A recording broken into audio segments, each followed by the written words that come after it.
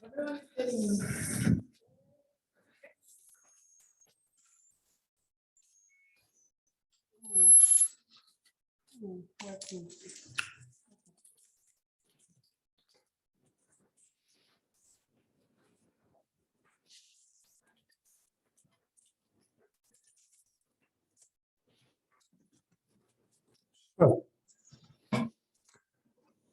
when you want. Perfect. Look, ready? Yes, ready. Let everyone again put on his camera if possible. Well, there's not many people yet, so we have to wait a bit.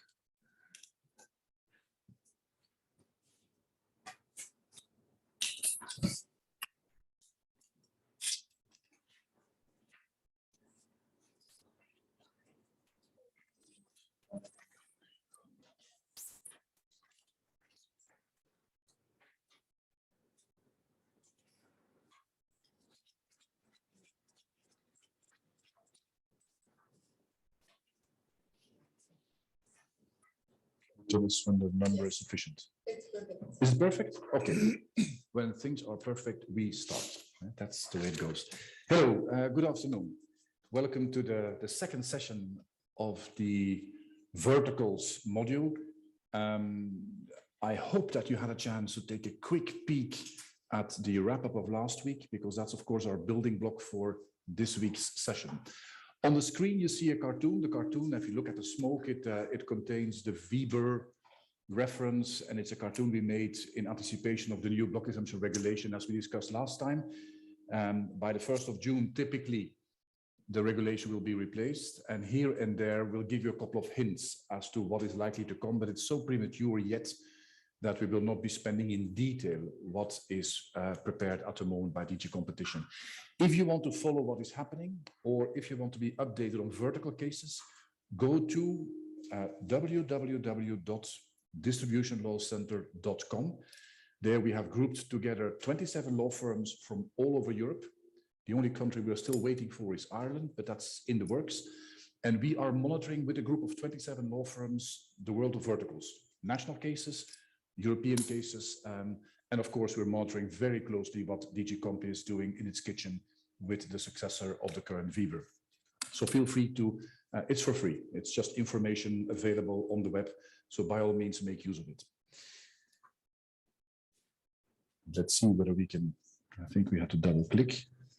Voila. This is our agenda for this afternoon. First, we're going to dive, as promised, into hardcores, Article 4 of Regulation 330.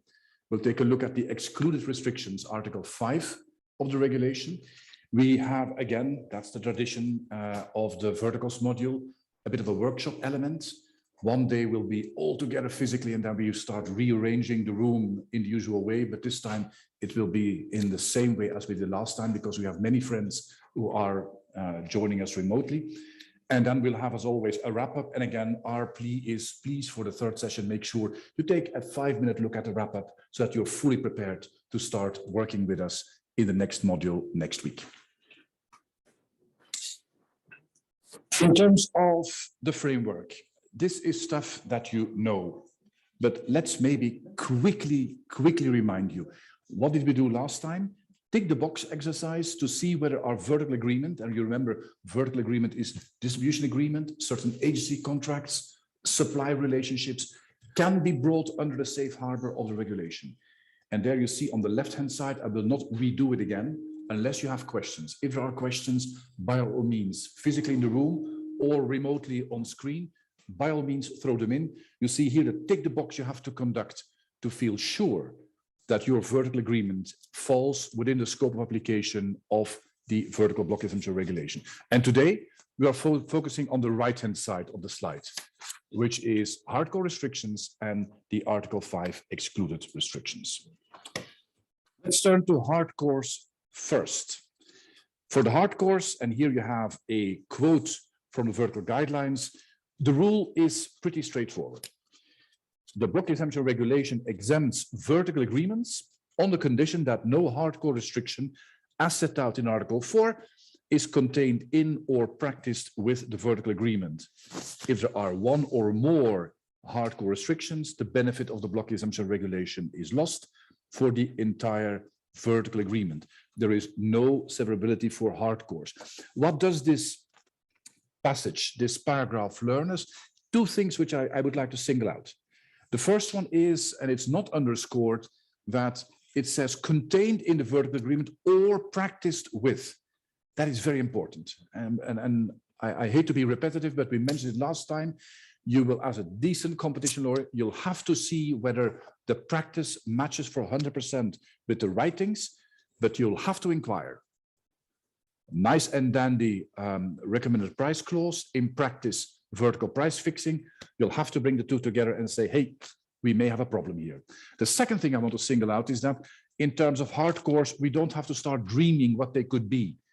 It's a fixed, finite list in Article 4, no more, no less. Maybe a word of explanation on why it is not simply called by object restrictions. So why did we invent this term hardcore restriction? Which, to be honest, when I thought about that term, I didn't think about the consequences that it would mean, that in the beginning at least, a lot of the emails that were had at hardcore came back as improper emails, etc. But we invented the term hardcore restriction to distinguish it from by object for simple legal reasons. So the first thing to understand is the hardcore is a category. So resale price maintenance, fixing the price, or a ban of online sales. So it's a category of a certain type of restriction, which is called a hardcore restriction. Now, for all practical purposes, all the hardcores are also by object restrictions. So you can argue it is very much the same, but there is two ways to distinguish hardcore from by object. The first is the hardcores are, you can argue, the known by object restrictions at a time that the regulation was adopted. So it is not excluded that courts or authorities find or define new by object restrictions after the adoption of a regulation, which then in the subsequent, when the regulation is reviewed, may enter the hardcore list. But the hardcore list is simply what is said in Article 4 of the regulation. So if a new by object is found later on, then of course that will not feature in the hardcore list. But to be honest, I mean, I think until now, this list is pretty stable. There was some debate when there were the cases about hotel online booking, where there were particular types of restrictions to which we will still come back later on, the so-called price parity clauses, whether or not they should also be coming into the hardcore list or be seen as by object. I think until now that has not happened. So I think the list is until now pretty stable. The second difference is more for the lawyers who like the smaller but more precise points. A by object restriction is something that you find in a particular case. So, for example, the ban on online sales is a hardcore restriction. It's normally also by object, but if you have a particular case, you still have to show that there is no specifics in that economic and legal context which may justify it nonetheless and which may bring it outside Article 1011. There is the so-called object necessity test, which is different from Article 113, where you have an individual exemption because there are deficiencies because of this specific type of restriction. There's also this test of objective necessity, which is asking the question, is a particular type of restriction necessary for this kind of situation? So to give you an example, to make it plain for you, the ban on online sales is normally by object. There's a hardcore restriction. However, when it concerns weapons, there may be a overriding argument of public safety, that that makes that a ban on selling guns or weapons online falls outside 1011 because it's the only way to satisfy in a satisfactory way and in a way which is sufficiently generally good for public health and safety, that you have a ban on online sales for weapons. So in that particular case, you would not find it by object, and it would be found as something to fall outside Article 1111. However, legally, technically, that particular restriction is still a hardcore restriction, because in Article 4, it simply says RPM or online sales bans, etc., are hardcore. So there may be particular reasons for a subcategory type of agreements why you want to allow that restriction, not for those companies only, but more in general, because there's an overriding public argument which makes that what normally is anti-competitive is not anymore anti-competitive in those situations. Now, normally those reasons are things where you expect regulations, so public health, safety, etc. So you expect regulations by the state, but that may be absent. And in that case, there may be reasons to that the court finds or that the authority finds that in that particular case, that type of restriction falls outside Article 111 because it is necessary for the normal conduct of business. So there's this kind of legal difference between hardcore and by object. But for practical purposes, you can always assume hardcore is normally by object. And look, maybe taking the explanation you just gave one step further. Just imagine, I have in my contract, I'm a seller, producer and seller of dynamite. I have in my contract a custom restriction, which basically says you cannot resell, my dear distributor, the dynamite to persons below the age of 18, for instance, which would be a custom restriction, not actively, not passively. It would be indeed, in that case, technically speaking, on the list of Article 4. Yes. What you're saying now is that even though I would have an objective justification and that restriction would fall outside Article 1011, that's still, for purpose of the block exemption, it remains hardcore.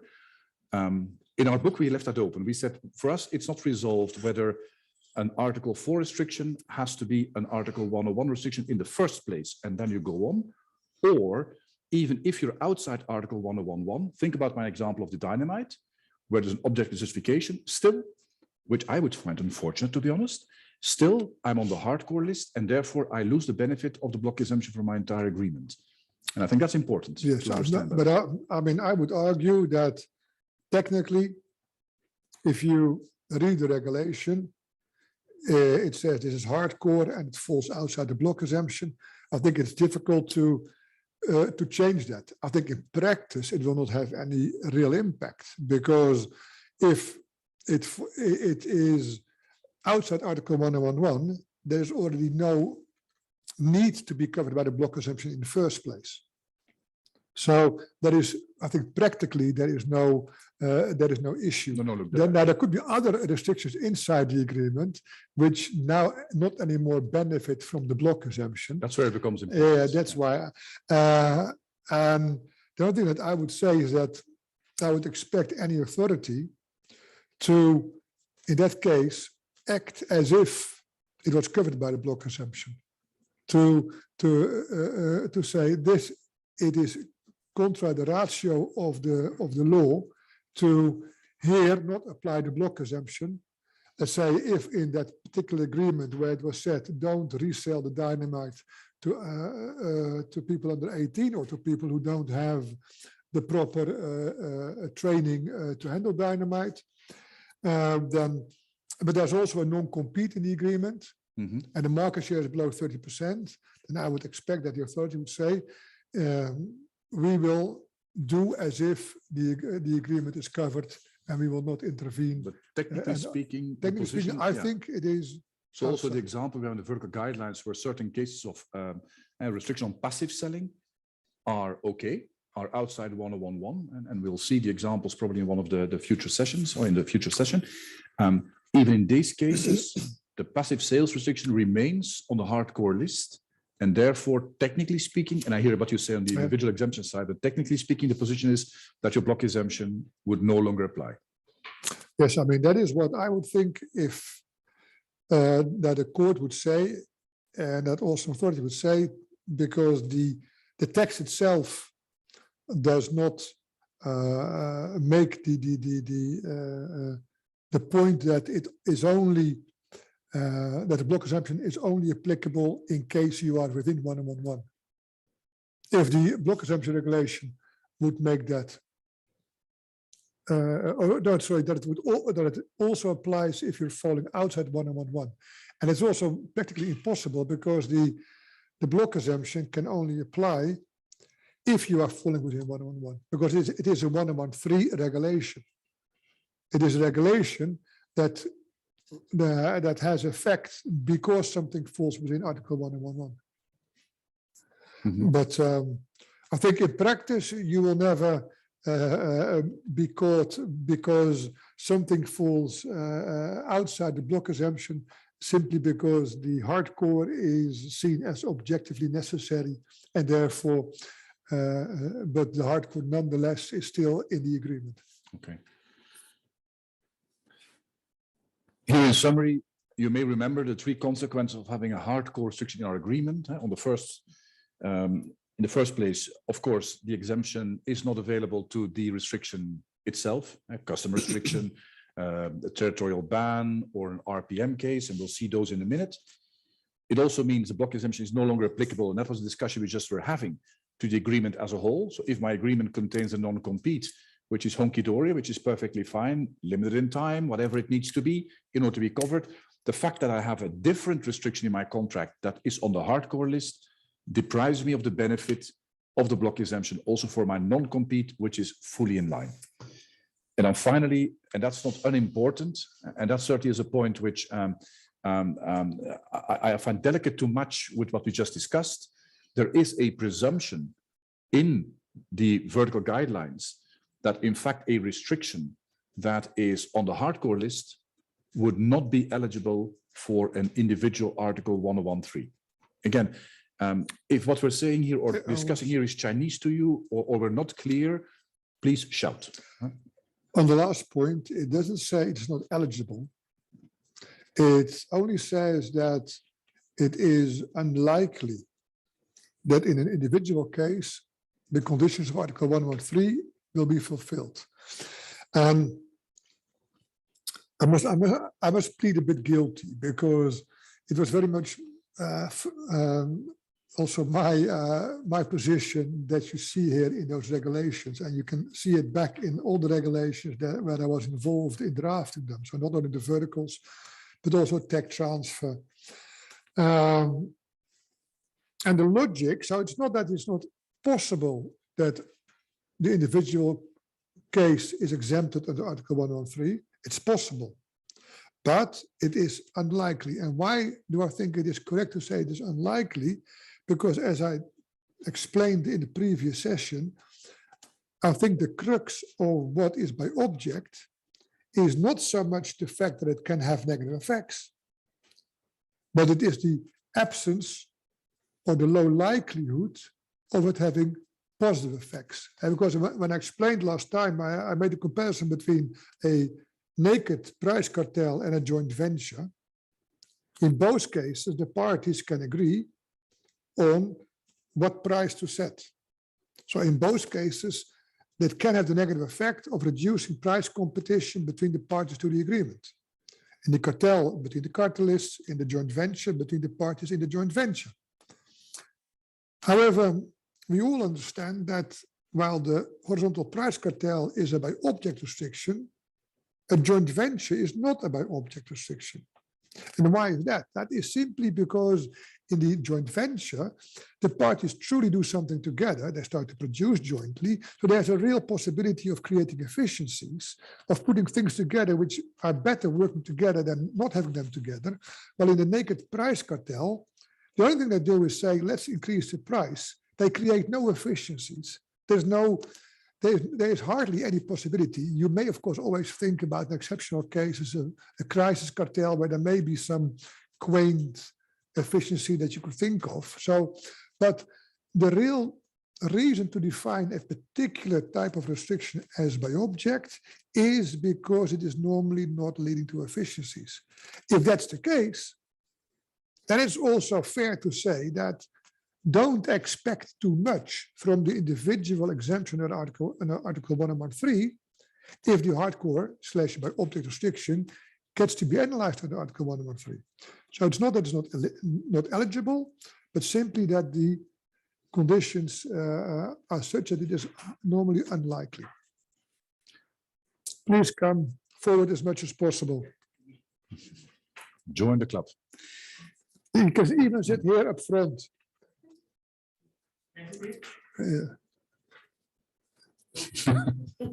Be welcome. Sit back, relax. If you go into the hardcore list, and again, we'll look at the details in a second and what have you. And in fact, what is contained in the hardcore list is pretty straightforward to identify. And let me take a bit of a helicopter view on that one before we dive into the first hardcore restriction. It's essentially 3 themes that are being addressed in the hardcore list. The first one is resale prices, and we go to resale price maintenance in a second. The second one has to do with territorial limitations, or to put it in very plain terms, restrictions as to where you can sell territorially.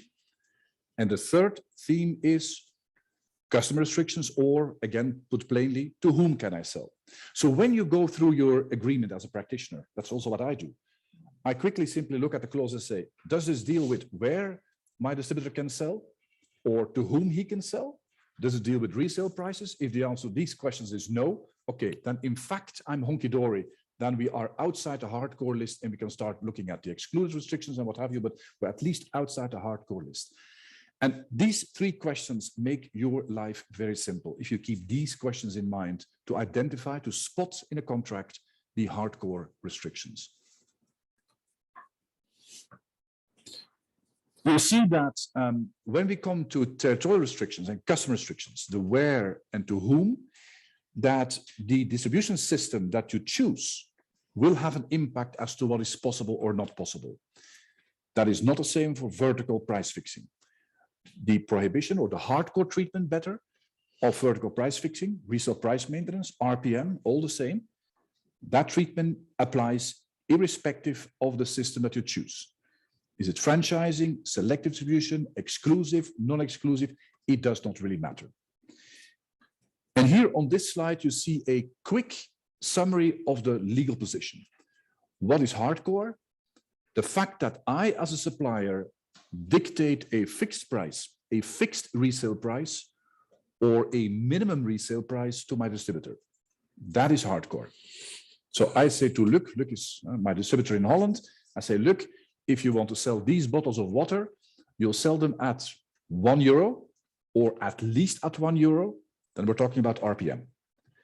If I tell Luc, you can do what you want, you can go lower, but the maximum price is going to be €1, €1 or less, we are outside RPM. That is not hardcore. Or, and that's the fourth alternative, I say, look, you make the decision, but if I were you, of course, you know a little bit about the Dutch market, but I know a bit about the water market. If I were you, I recommend that you sell this bottle at €1, but you know, it's up to you. You're a big boy, you're a businessman, go ahead. That's a price recommendation. And as you can see on the slide, the price recommendation is in the green box and therefore okay.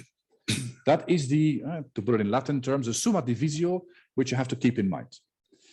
The maximum price fixing, and again, we'll see that maybe later in the module, is something which looks maybe a bit strange, but I can tell you in my practice, I use it a lot because in many instances, it may resolve particular problems.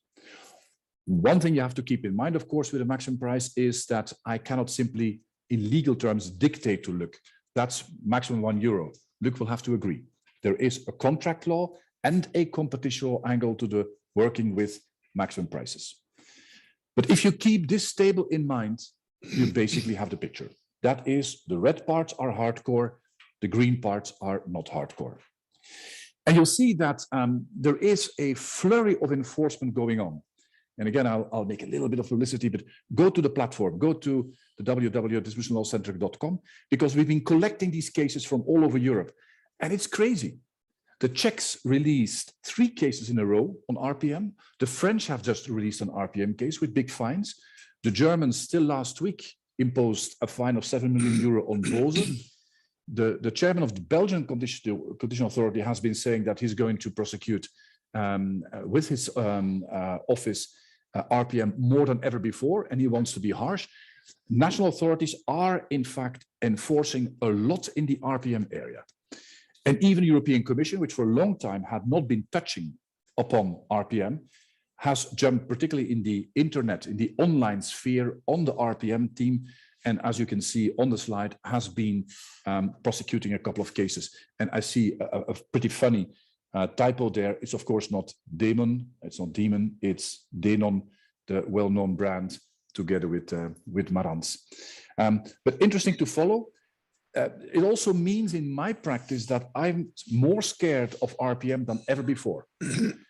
In the past, we knew it was a problem, but the level of enforcement is so high, even in small jurisdictions. The fines, very often in many small jurisdictions, there are about the only cases that get prosecuted, RPM cases, with fines. So please, in your advisory work, watch out. This is a sensitive area. Sorry, what is the web page that you were mentioning that we should check? Well, it's where we gather these things. It's www.distributionlawcenter, one word, .com. And there you'll see summaries made by the local practitioners of all these RPM cases. Excellent, thank you. Luc will start with the economic explanation of RPM, and I'm going to be, every year I try that, but I'm not very successful, I know. I'm going to be naughty. Just keep in mind, when Luc does his economic explanation, that you are a producer of a fantastic new perfume. Market share at the moment on the Belgian market, because we're in Belgium, 3%.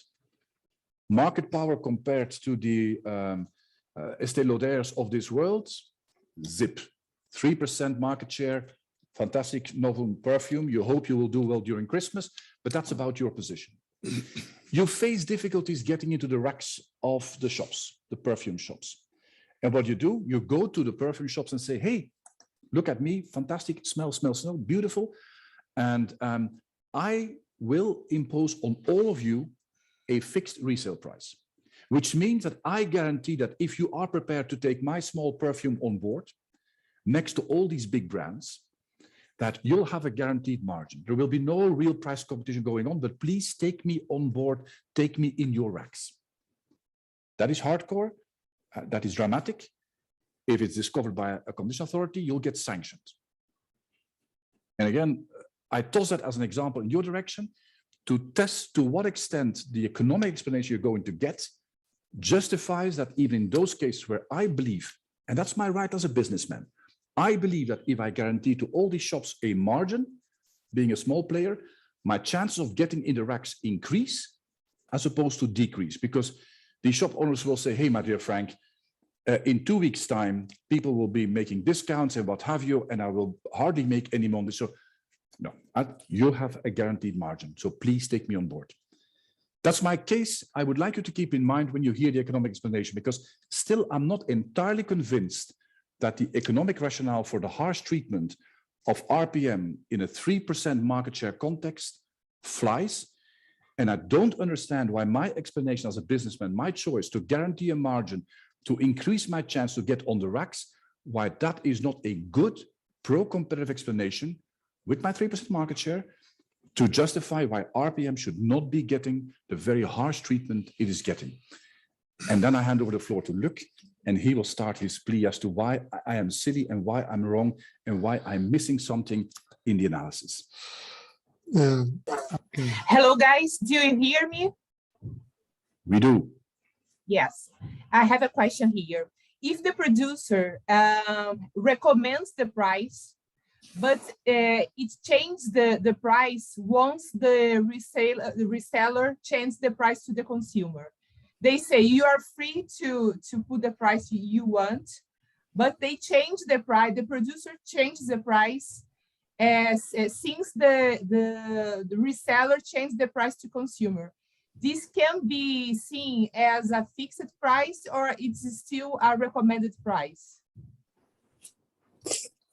Entirely sure. Look, I understood it. No, I mean, so I, in your question, do I understand? First, the supplier recommends the price. Let's say he says, I would recommend €1. Then the distributor starts selling. The distributor deviates from that price. And the reaction of the supplier is what? To recommend another price or to change the wholesale price, the price at which he's selling to the distributor? the producers change the wholesale price. Okay. So that's always, in those cases, what is always difficult is to show that there was a kind of punishment mechanism which changes the recommended price into a fixed price. So the question is, can you as an authority show with the help of internal documents or emails or threats or a systematic use of changing prices, which makes it a convincing story to say what was so-called a recommended price was really a fixed price, because every time that the distributor went below the recommended price, he was punished in one way or another, by an increased wholesale price, by delayed deliveries, by being later on the list for the new models, etc. But then you have to make an argument why, therefore, you can why you have a convincing story. That is the issue. But important, look, I think, is that indeed, and I think the example is a good excuse to bring it up. RPM, of course, can be imposed directly. I basically write to you, you accept, or we put it in the contract, but can also be practiced indirectly. And the indirect ways of doing that can again take two forms. It can be, oh, good boy, if you behave. In other words, you get a reward, a bonus, and what have you, or you get priority deliveries, or bad boy, because you don't behave. And here in your example, it's a bad boy solution. Okay, you want to go down from €1 to 0.9. Well, in that case, my wholesale price will be adjusted. And that's in fact an indirect sanction for the fact that you are not behaving. Or another one, which is very typical in practice, I have a year-end bonus system in which I inject a qualitative parameter, the extent to which you've been helping me to develop my brand or the market or what have you. And there's a particular bonus linked to that. And suddenly I score lousily since I started practicing my 0.9 implied instead of my €1 price. In other words, I get indirectly sanctioned through the bonus scheme for the fact that I've not been playing along the rules which the supplier had in mind.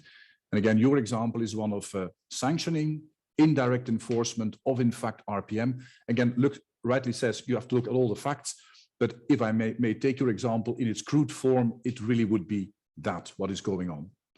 Yes, and maybe it's fair to say that where maybe 30 or 20 years ago or longer ago, people were less aware of the RPM treatment in competition law, and you could still find contracts where there was an explicit RPM in the contract. I think that is less and less. Basically, all the cases that I know of the last 10 or 20 years were more of this indirect pressure on the distributor in order to increase its prices, etc. So it was all, if you look at the 4 cases which are on the slide of the Commission, of Philips and Pioneer and ASIS and Dean and Marantz, they were all about indirect pressure. So how did this go? It is always the same. Basically, these were all about online products.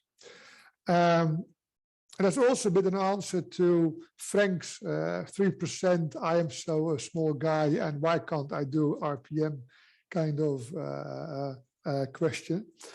If you look at those cases, and that's the same for the cases at national level, to be honest, It is never a small player of 3%. It is practically always the big guys in the market, the Philipses, the Pioneers, etc., who have a significant market share. It is practically never about new products which were not on the market before. In the examples, in the cases of the Commission, it was notebooks, headphones, coffee machines, hair dryers, toothbrushes, speakers, etc. So things which are commonly sold in many countries by these companies. And the kind of thing that is most found currently is that it concerns online RPM, in the sense that there is a particular online retailer who is lowering its price.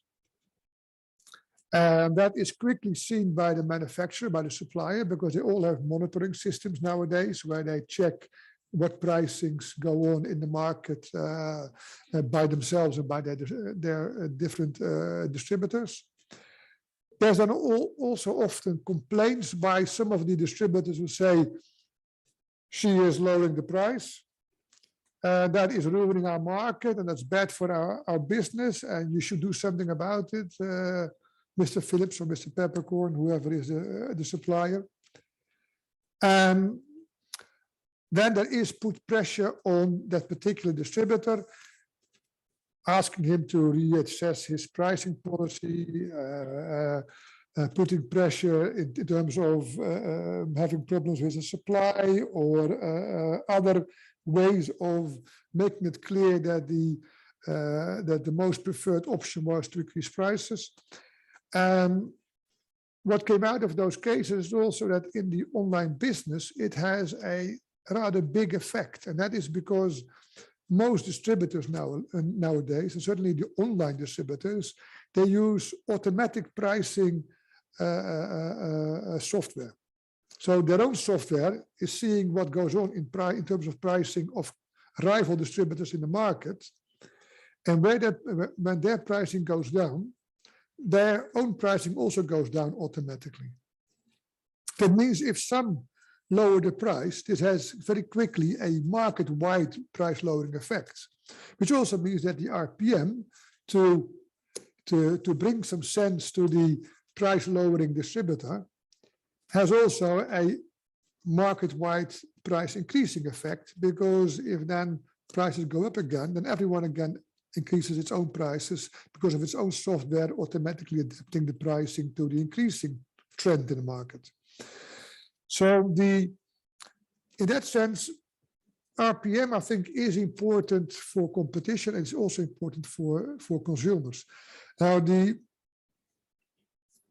example of Frank, because there is, and we should not hide that, there is a long time already a debate about whether or not in verticals you should have hardcore or by object restrictions at all, and in particular also whether RPM should be hardcore or by object or not.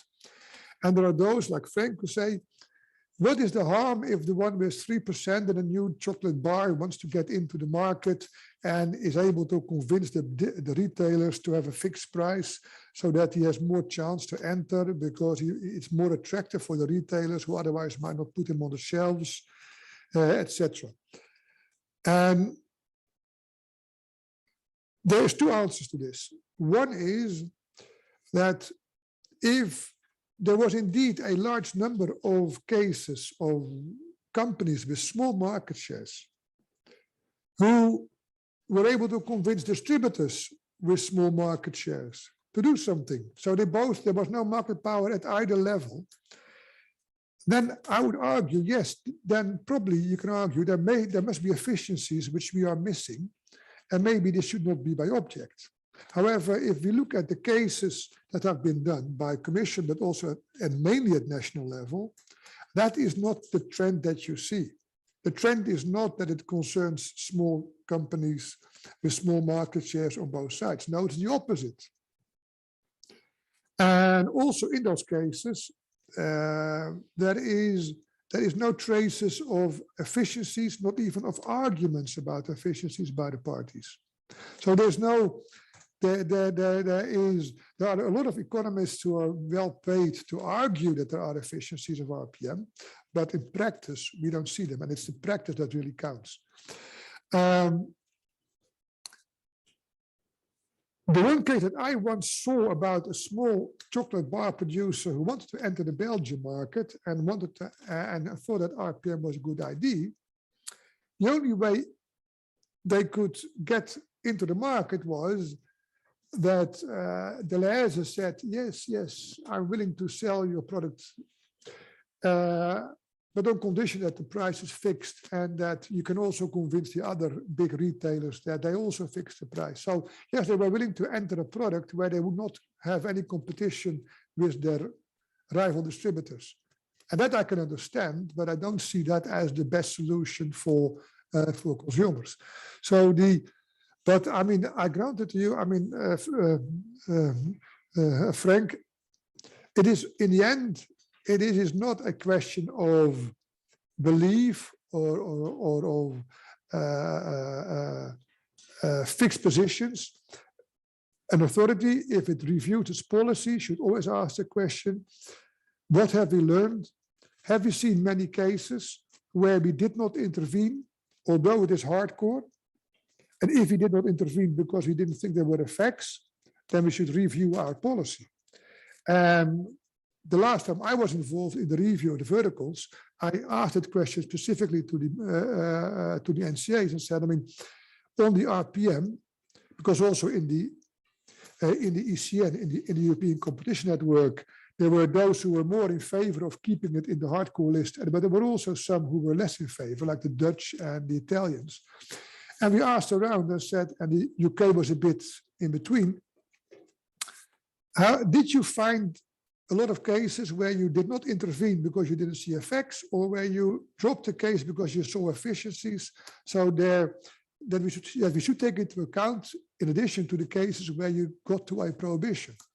And the answer simply was in the end, no, there were not such cases. And therefore, I think for all practical reasons, by object and hardcore is what in most cases is expected to be negative in its effects and not to have redeeming efficiencies. And therefore, it qualifies for the saving of administration costs of having the order and the burden of proof turned around. It's not the authority first has to show why it is negative, but in the hardcore and by object cases, it is the parties have to show first why it is good before the authority has to show why it is negative.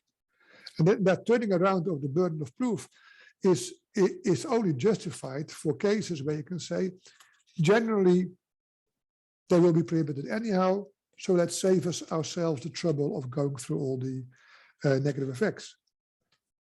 Maybe if I might jump in, and I'm not going to protract the debate.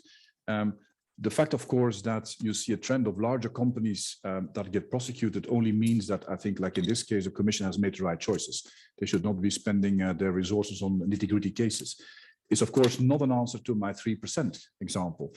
The second thing which you mentioned is... but that is why I said, we asked the NCAs, did you drop a not insignificant number of cases where market shares were very low, or where effects were at face value absent, or where efficiencies were found, or for whatever reason, RPM cases? And the answer was no. And that's my second point.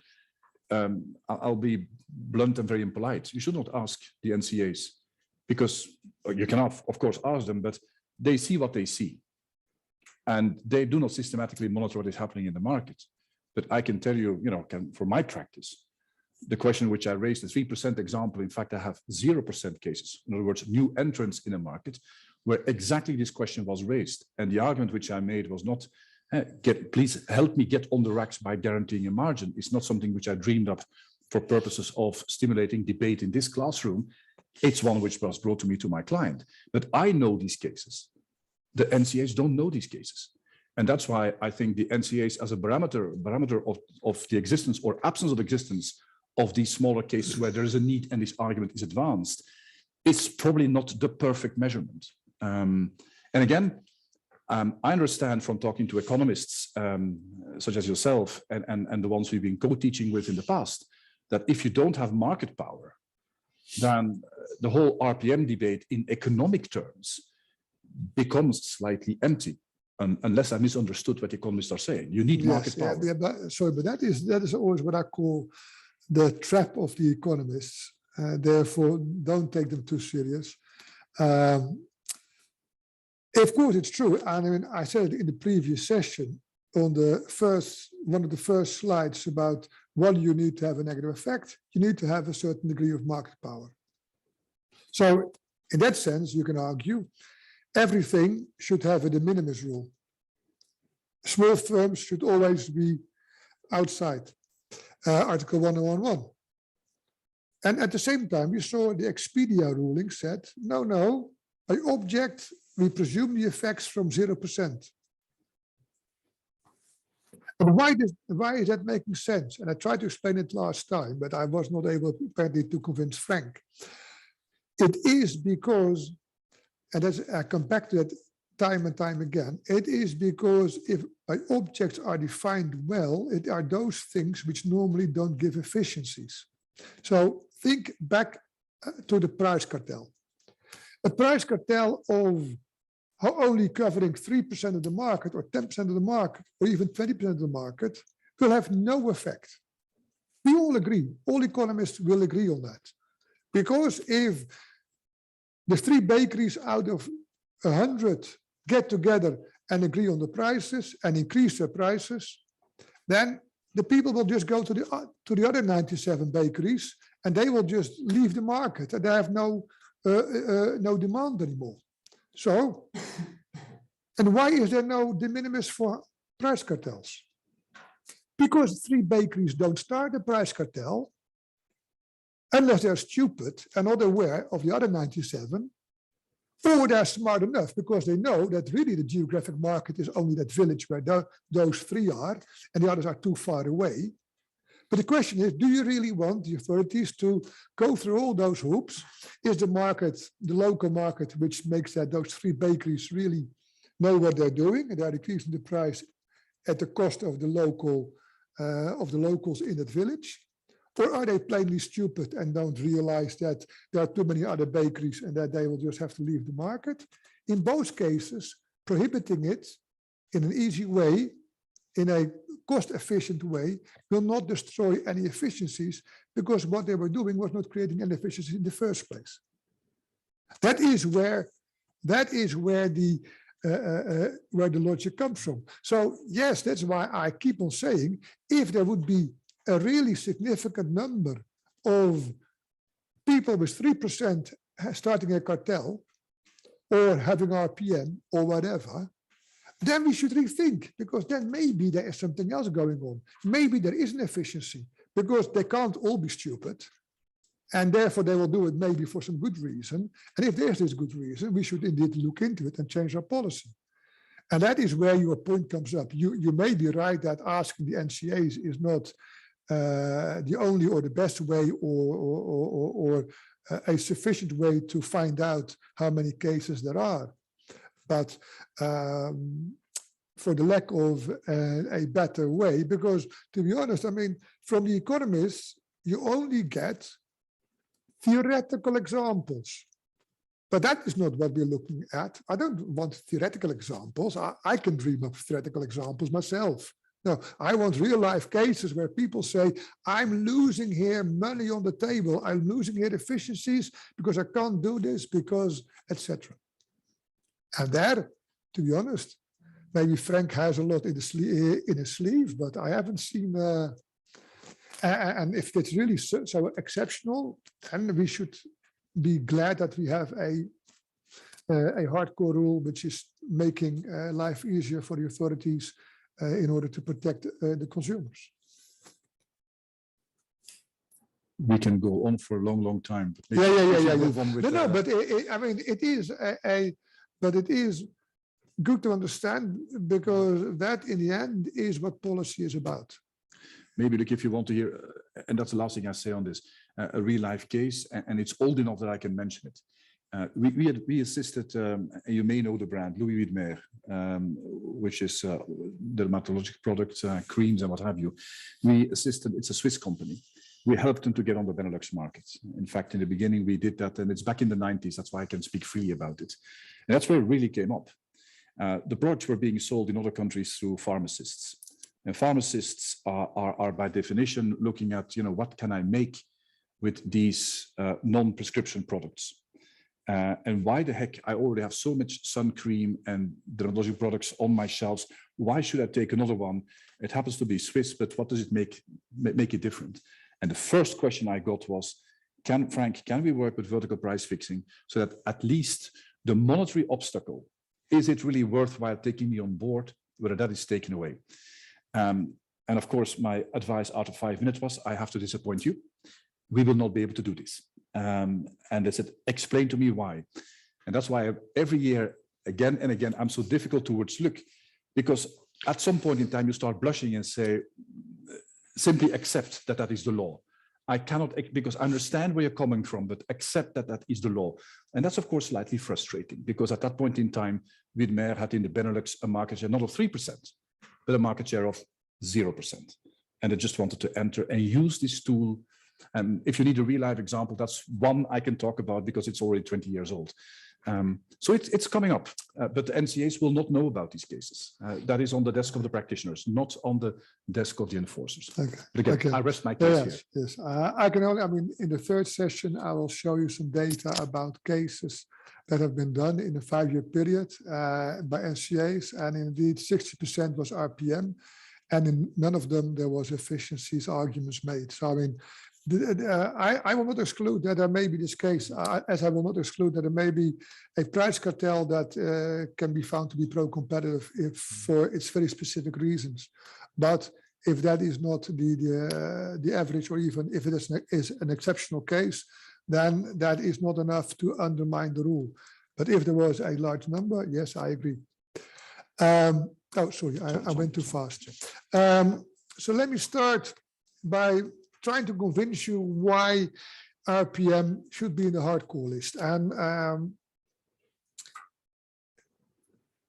I will first go through what are the potential negative effects. And I will go a bit quick because we have already discussed a lot about RPM in general. One that is not often thought of is foreclosure of other suppliers. I mean, for that to happen, you must think about distributors who have a certain influence over what the consumer buys. But that is not uncommon. I mean, if you buy a vacuum cleaner or a computer, you may not know enough about what is good and what is bad. And so you may value the opinion of the distributor. But of course, you always have this question, is he giving me a fair advice, or is he advising me the product on which he has the best margin? And RPM is exactly doing that. It fixes a margin for the distributor, thereby making it more attractive to sell that particular brand. The other one is foreclosure of other buyers. I mean, and that is, I think, certainly a more common type of the reason for RPM that we see in the market. Suppliers may not want RPM, and economists basically agree that the most worrisome forms of RPM are always the ones which are being pushed by the buyers, by the distributors. But a supplier may be under pressure from distributors to use an RPM system because the incumbent distributors, which are necessary ways to get to the market for the supplier, for the manufacturer, may not want that new types of distribution, which have lower costs, enter the market or expand on the market. And the way to curb this expansion or entry may be to use RPM, because that takes away the attractive feature of this new distribution format. There are some cases on the slide. The US case is a very old one of 75. And it was, I find it funny because it was about glass ceramic cookingware, so those things that you can put into the oven. And the brick and mortar shops were afraid of this new format of selling. That was mail order. That was that's the online version of the 70s when I was young. You had this mail order thing. You had a catalog which you could get every year, and then you could buy by mail and then have it delivered 3 months later, which people now would think is not very attractive anymore. But anyhow, the incumbent retailers were pushing this Corning glass company to have RPM in order to prevent the expansion or entry of the mail order. Another one where you at least see that the effect is mainly on the forms of distribution was the UK fixed book price. You may know that in Europe there are fixed book prices in a lot of countries. There's some kind of cultural element there. It clashes a bit with EU competition law. It is normally something that is seen as of national importance only, and therefore the Commission doesn't want to take up those cases because on the one hand, it doesn't want to be seen as not culturally sensitive enough, and at the same time, it can hide behind, oh, there's no effect on trade because it's Danish books sold in Denmark, who cares, from a European perspective. But the UK, they had also a fixed book price in 97, and they ended the fixed book price. And the fear in the market was, in particular of the bookstores, was that this would undermine the variety and the choice, because there was this argument made that publishers were subsidizing, cross-subsidizing titles with titles. The more popular books were being used, the money was used to also publish this unknown and rarely bought poems, poetry, etc. And the funny thing, if you looked at the UK book market and compared it to markets where there was still a fixed book price, after 97 was the number of titles in the UK went up compared to the countries where there was still a fixed book price. So this whole argument that the fixed book price was necessary to increase the number of titles or to keep the number of titles turned out to be not true. Funnily enough, the prices were not the first thing that went down. They went down a bit in the UK, but that was not the main effect. The main effect was that there was suddenly whole new players on the market selling books. So there was these big bookshops, which nowadays I think again are out of, are not so popular anymore, but the Borders and also supermarkets. There were many more types of outlets who were suddenly interested in selling books, which gave a wider variety in the distribution. There's also the UK mobility scooter case, which is a funny case because it's a funny way of RPM. You could argue it's not even, maybe it's RPM, maybe it's a resale restriction. The point was that the producer of those mobility scooters, which older people use if they go shopping, etc., and which then block the pavement.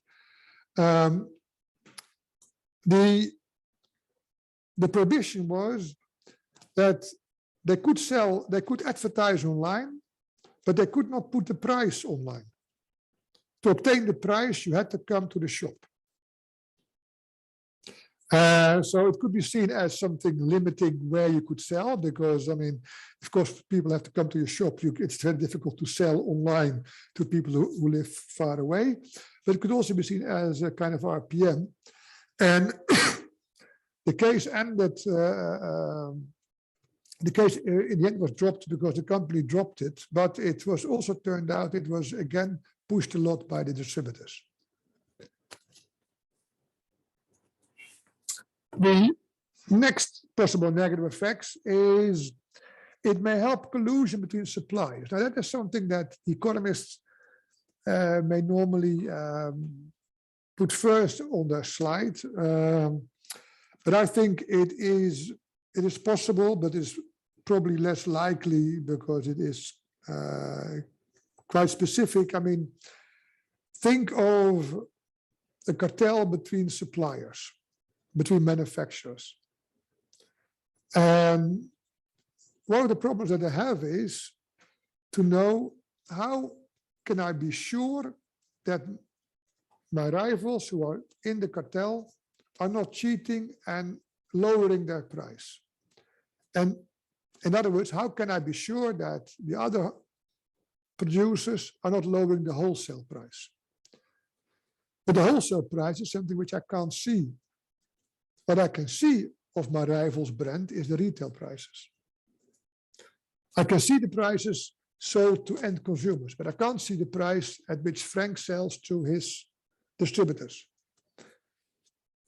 And therefore, the moment that we all have RPM, it's clear cut. If the prices of Frank's distributors go down, it's because Frank, as a manufacturer, is not anymore keeping to the RPM and is not anymore restricting its distributors, i.e., I can see if the price goes down that Frank is cheating. Therefore, it makes it easier to monitor the cartel agreement that we have between manufacturers, and therefore RPM can be a kind of facilitating practice that makes a cartel more stable. But again, I mean, I don't think that that is the most often made use of RPM. Another one is RPM may soften competition between suppliers. And I tried to explain this last time in the first session already, but I'll remind you of the difference between softening of competition and collusion. And collusion is always there is an agreement between competitors. And as I said before, RPM can, for example, be helpful in helping a horizontal cartel agreement between manufacturers. But softening of competition is where you reduce the competitive pressure, not because you have an agreement with your competitors, but because you reduce the incentives for each of us to compete. So you don't need the agreement, it just makes it less attractive to compete. And RPM can be used as a mechanism to make it less attractive to compete. And the situation where this can happen is one which is quite common in practice, which is where different distributors sell through the same multi-brand retailers. I mean, think about most goods like telephones or speakers or coffee machines. Often what you do, you go to a general store which sells a number of brands of different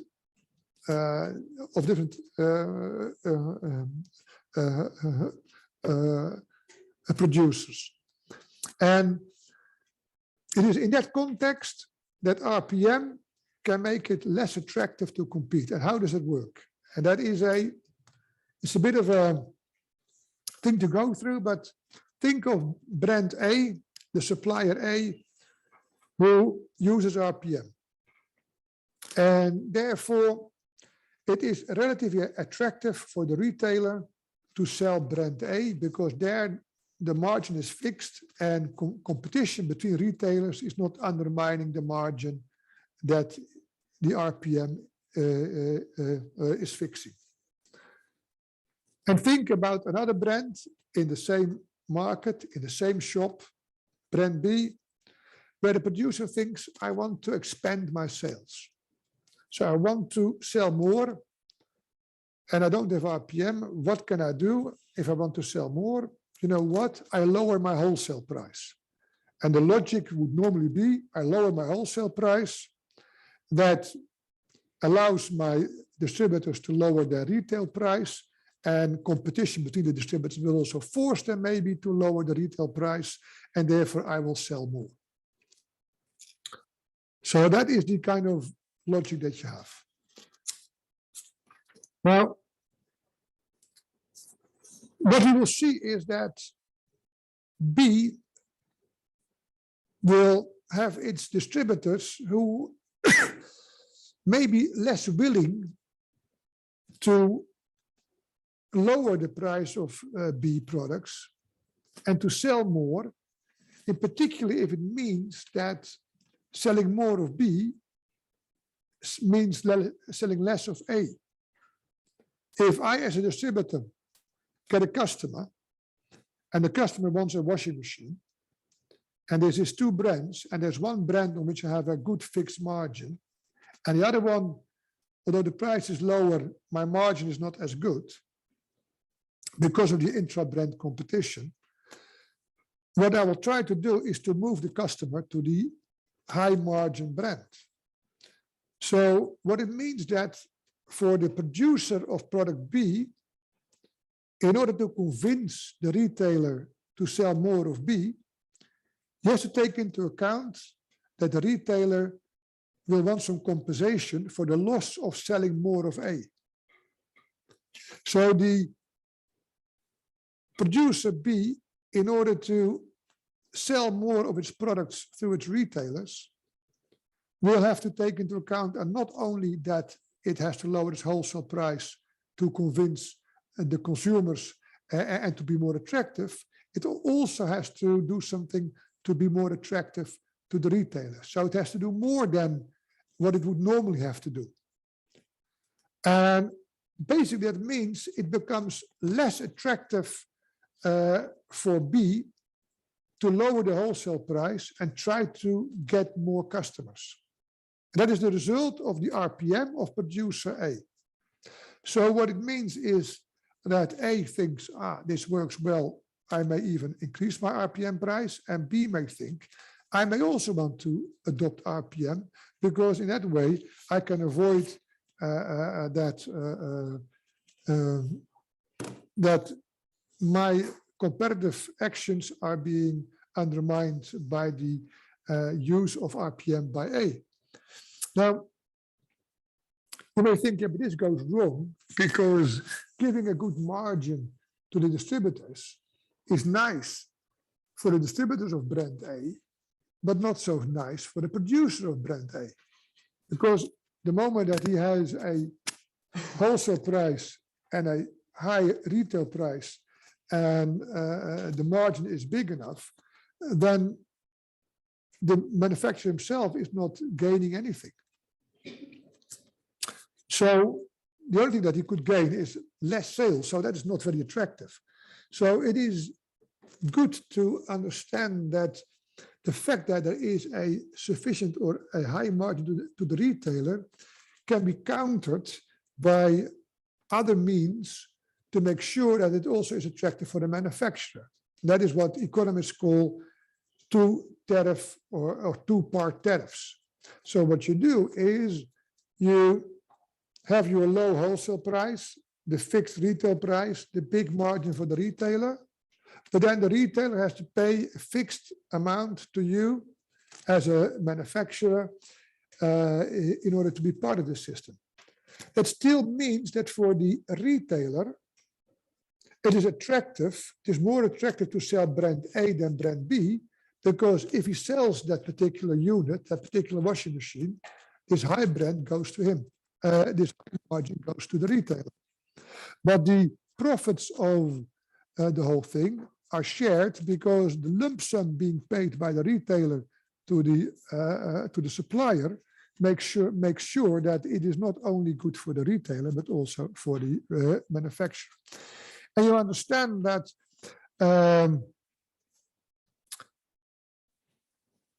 it depends a bit on the relative power of the two parties, to what extent the lump sum means that most or all of the profits go to the manufacturer, or that more stays with the distributor, or that they end up somewhere in the middle.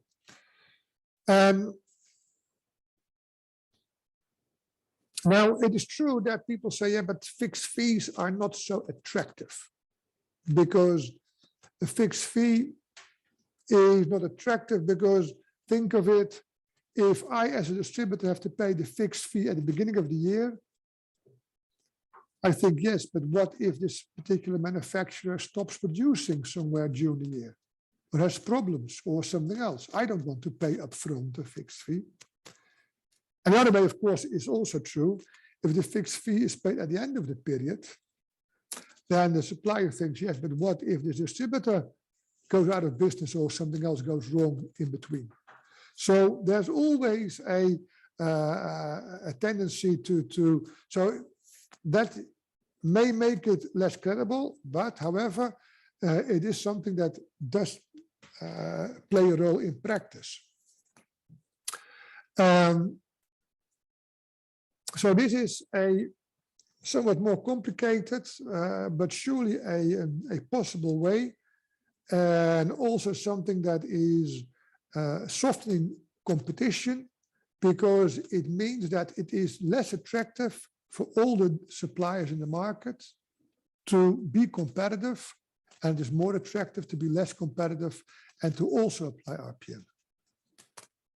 And finally, as last negative effect, there is the one which I think in practice will be most likely to be the one that where the RPM comes from in most cases, which is the RPM can be used to soften competition, but also to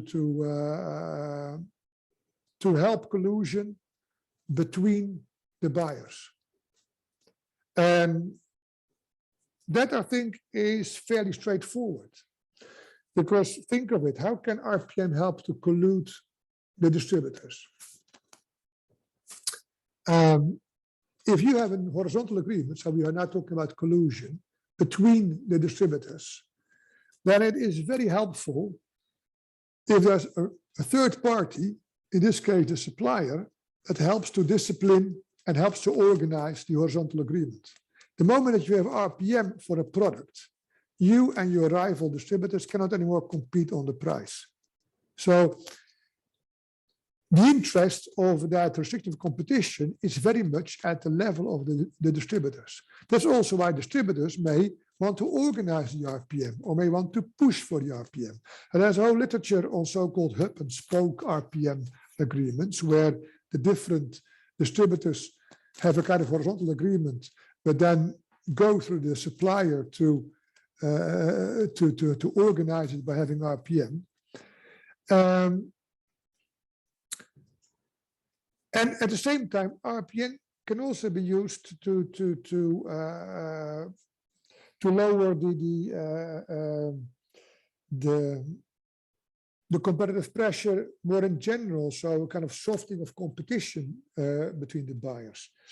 And if you look at, I think, a lot of the cases that are done at national level, like the Austrian dairy case and the German sweets and coffee cases and the Belgian food retail case and the UK football shirts case, what you see there often is there is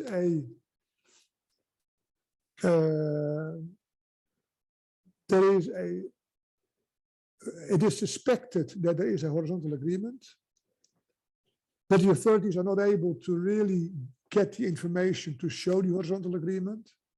But what they're able to show is the RPM. And then they go for the RPM case. But it might as well that it really was a cartel, a horizontal cartel case, where, however, the only thing that they could find in practice that they could show was the RPM, because the manufacturer was used as the one to enforce the horizontal agreement.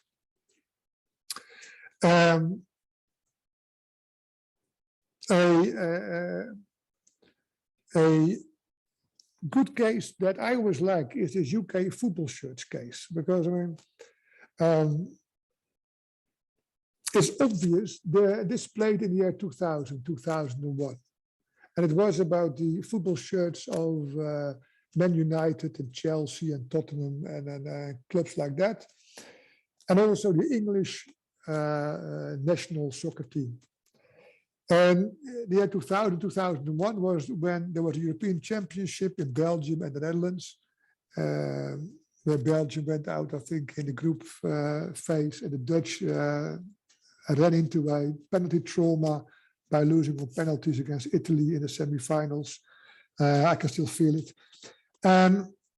In those months, and also the first months of the season, there was this RPM unfolding on those football shirts. And I'm asking you, why is it obvious that this cannot be a horizontal cartel type situation at the supplier level and only at the distribution level? Do you have any idea why this could never be something which was instigated by the clubs or by the FA in order to limit competition on the football shirt market at the level of the supplier, the licensors, the manufacturers? Do you have any idea? Also, you at home, do you have any idea why it should be obvious that it can only be a distributor's inspired RPM?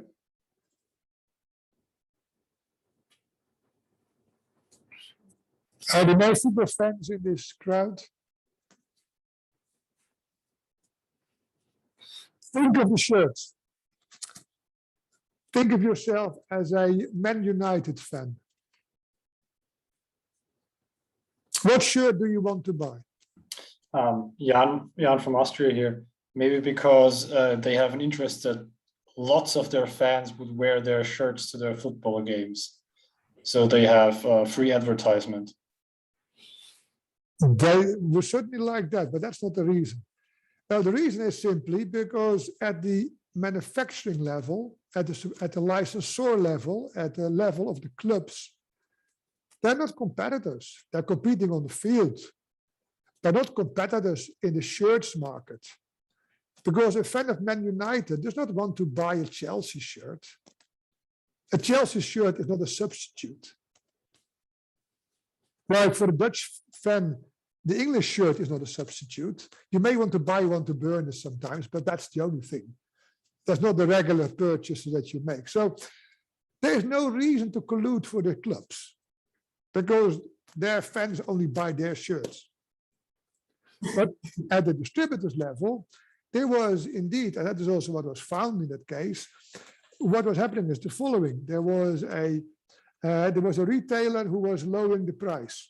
And there was the main retailer called GGB, who was not liking this. And they were putting pressure on the licensors and on Umbro, the producer of all those shirts, and on the licensors, the clubs, and that they should implement the RPM and that they should stick and they should force the one who was lowering the price to go back.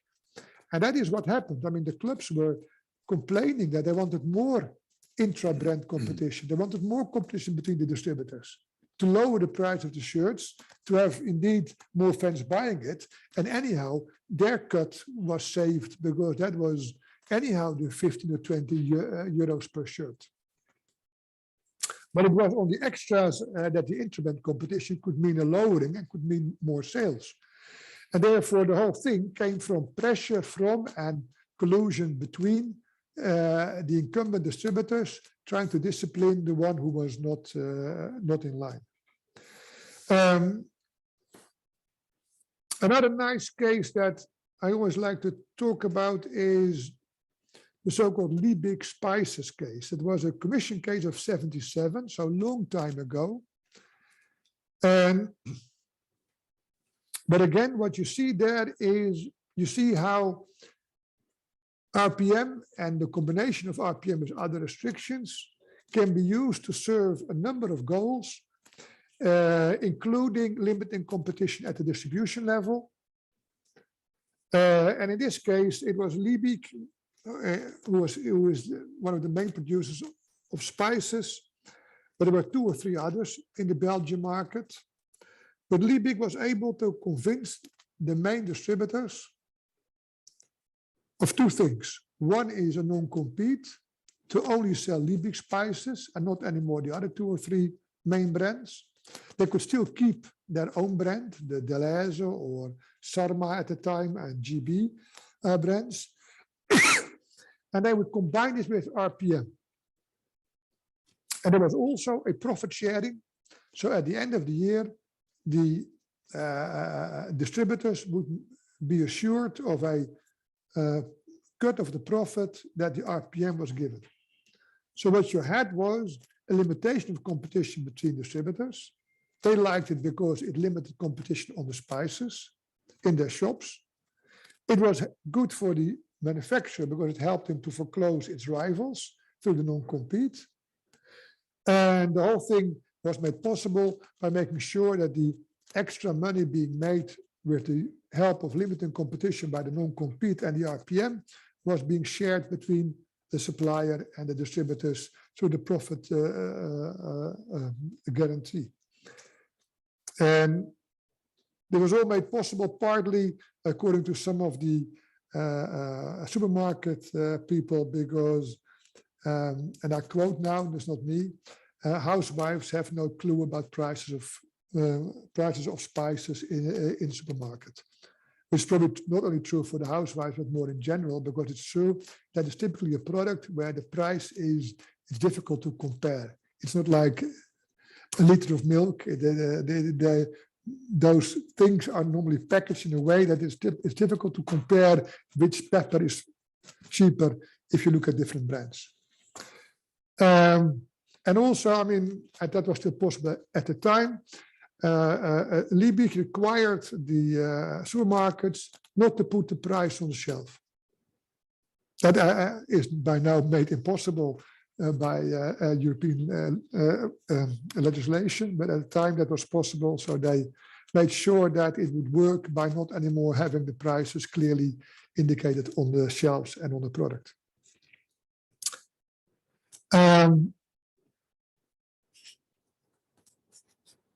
What time is it? Because maybe we should break here before I start to convince you why, although there's only one slide. What time is it, Frank? 10 to 3. 10 to 3. We could wrap it up. Okay. Then, because then we come to what I think is the crux. So until now, we saw negative effects. And you think, okay, I mean, negative effects, but what about Frank's positive effects of RPM?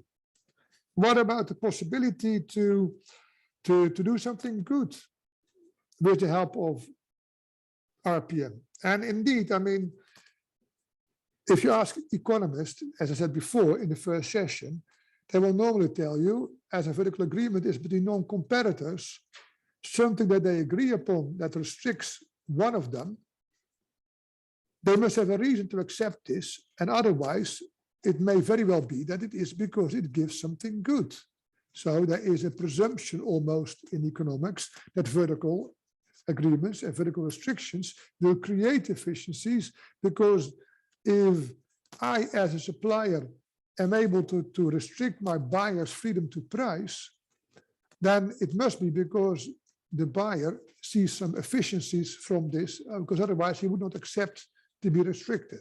And I explained to you that is not always true, because they can still do this because they can both benefit from the restriction of competition, or because there's not enough choice for the party who is being restricted to go along. But I mean, so what is the most common argument made about RPM? And the most common argument made is RPM can be used to solve a promotion free rider problem between distributors. And the theory is simple. It says retailers, when they are in competition with others, so in particular in competitive markets, they invest too little in the promotion of the products, because if they invest in the promotion, then if they make the product better known, better appreciated, the customers, the consumers may not necessarily buy from them. And in particular, if they have to make the cost of the promotion and therefore also have to increase the prices somewhat, it makes it even more attractive for the consumers to buy at their rivals. And therefore, each distributor will say, I hope my rivals will do the promotion, but I will not do it. And as a group, they will do insufficient promotion for the product. And therefore, then the logic is, okay, if we now give RPM, if we give them an assured margin and a minimum price below which they can't go, then we have a kind of low-cost way of bringing them to do more promotion. Because they have a margin, there is competition between them, therefore they cannot just put it into their pocket, they have to spend it, and therefore they will spend it on more promotion because of competition, and therefore I don't have to tell them exactly what to do, I can just lean back as a manufacturer and see them do all the good things that I wouldn't do otherwise. And that sounds nice in theory, but the practice, I think, is different. I mean, and that is because the RPM does not really solve the free riding problem. That is what in those economic models is not taken into account. I mean, the distributor still has a choice. Even if I'm forced by competition to spend the margin in order to sell more, to compete with my rivals, I can still choose, do I spend it on something which the benefit goes in good part to my rivals, or do I spend it on extra efforts which are only good for me? So do I, for example, spend the money on more parking places or longer opening hours, which is typically only relevant for me? Or do I spend it on promoting the brand, advertising, making it better known, where the benefits will in good part go to Frank and all the others?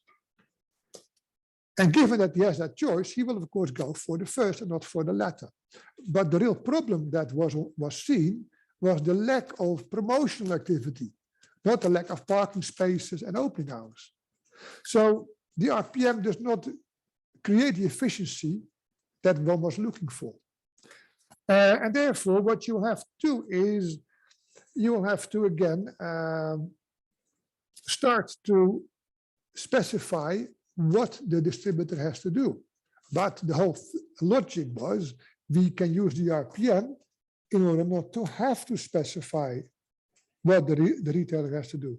The moment that I have to and can specify what the retailer has to do, that is a less restrictive alternative, and it would never pass the indispensability test of Article 1013.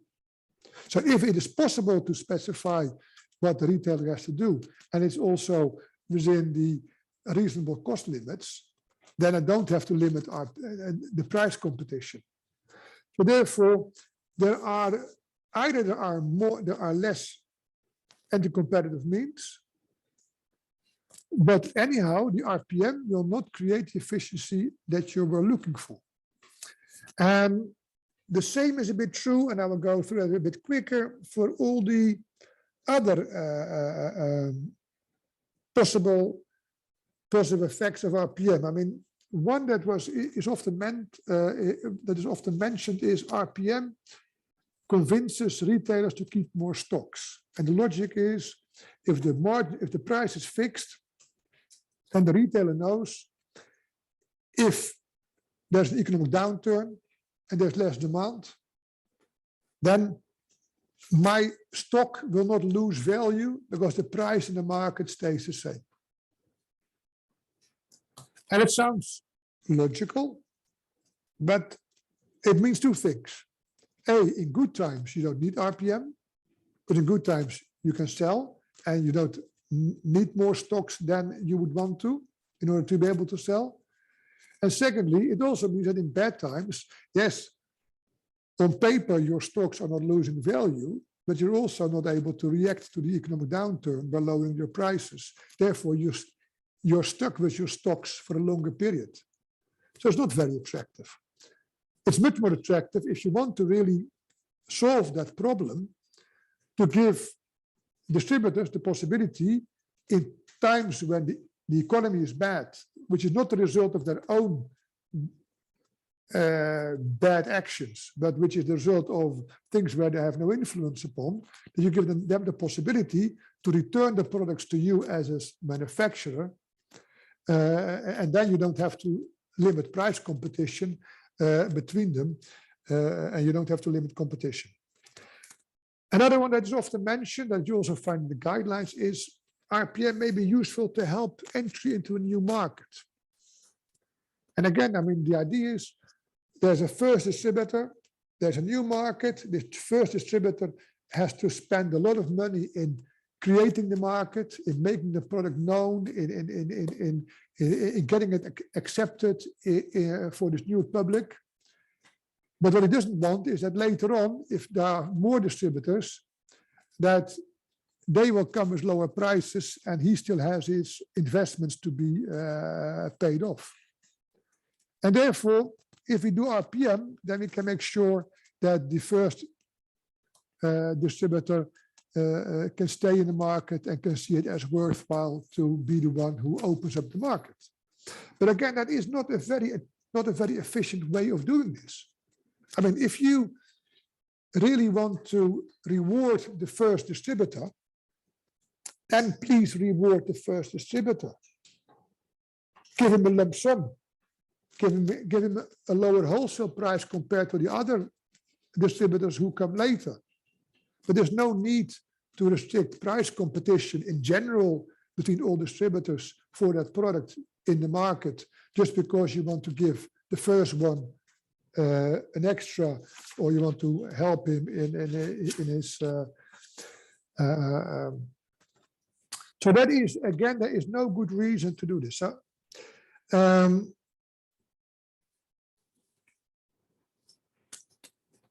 So the real test, as I said, is of the whole thing of RPM for me is on how often and what do we see in reality as a result of RPM. Because I mean, I agree with Frank, if there are efficiencies, then we should take them into account, and then we should also maybe rethink the putting it in the hardcore list.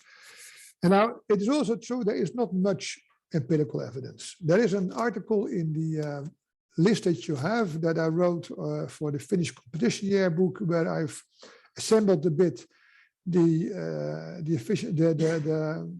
literature, the empirical literature on the empirical effects. And as I say, I mean, if you look at the ECN cases, the experience until now has been that in all those cases, there was a lack of efficiencies. But for me, the most convincing data come from a unwanted experiment in France. In France, there was the so-called loi Galland. It was from 1997 to 2005. It was a typical French thing. The French tried to make it impossible for big supermarkets to use one product as a loss leader to get people into the shop, and then people would buy the whole basket of goods, and that would therefore make it worthwhile to sell one product at a loss. But this was very bad for the small retailers who were mainly selling that product. So if you would put milk as a loss leader, then you would ruin the milkman. If you would put apples as a loss leader or whatever, you would ruin the small grocery shop. And that sounded in itself logical. I mean, it sounded like possibly a good idea. I mean, of the loi Galland. And to be honest, I also think if there is a good reason for RPM, it is exactly that you tell to your distributors, don't sell below the wholesale price. Don't sell at a loss, because this is not something which is long-term good competition. It will not really benefit the consumers, but it may make my brand much less attractive. And there was a case in the Netherlands of Pijnenburg, a specific gingerbread that the Dutch love, where Albert Heijn, the main retailer, used this, and where Pijnenburg said, don't sell my product below cost because the others don't want anymore to sell my brand. And this isn't bad for me, but also bad for competition. And indeed, the court accepted that as a good reason to have RPM in a very particular case. But the loi Galland went wrong. And why did it go wrong? Because it's very difficult to make good laws. And the French law said, distributors or buyers, you can't resell below the invoice price. Let's sign it okay, because the invoice price is the wholesale price, and that's what you wanted. But of course, people are smart, in particular businessmen are smart in trying to go around the rules. So they saw a possibility here. The distributors thought, what if we can convince the manufacturers to have a very high invoice price and then an end of the year rebate? So the high invoice price, the high wholesale price was in principle unattractive for the distributors, but they would be compensated by a very high end of the year rebate. At the same time, the high wholesale price, the high invoice price meant they couldn't go below that. There would be no more competition between the distributors. So they got rid of the competition between them. And at the same time, they were assured of a good margin by the high end of the year rebate. And indeed, that is what happened. So different distributors started to push manufacturers to start to use this loi Galland as a kind of legal means to have RPM. Prices went up in France with 5% in retail. There was no extra services, so there was no efficiencies that you could think of that could arguably make it attractive to have the higher retail price. People got worried. The NCA got worried. They started a few RPN cases, but that was caused, and in the end, everyone got convinced that this was not such a good idea. They abandoned the loi Galland, or they made an adaptation. I don't know. I'm not sure whether they abandoned it or changed it, but anyhow, they changed the possibility to have RPM, and prices again went down with 4%. That's, I think, what you see is what you get when you make RPM more or less acceptable as a practice. It will generally be used as a way to limit competition between the distributors, between the incumbent distributors, and thereby lower competition and increase prices. So that is the RPM story, and I think that's time to go for a coffee. Maybe otherwise, quickly summarize in 1 minute. We had the economics. What you retain is the first hardcore restriction is RPM. For RPM, you keep simply the matrix in mind. Fixed price, minimum resale price cannot be imposed by the supplier on the distributor. A recommended price can be indeed communicated, but it's recommended. Recommended means recommended he can deviate, or you can impose a maximum price. That is the regime under Article 4A, the hardcore restriction regime of RPM. With that being said, we indeed can go for a break. I think we deserve some coffee. Oh, you have a question? Yeah, one question. So one question.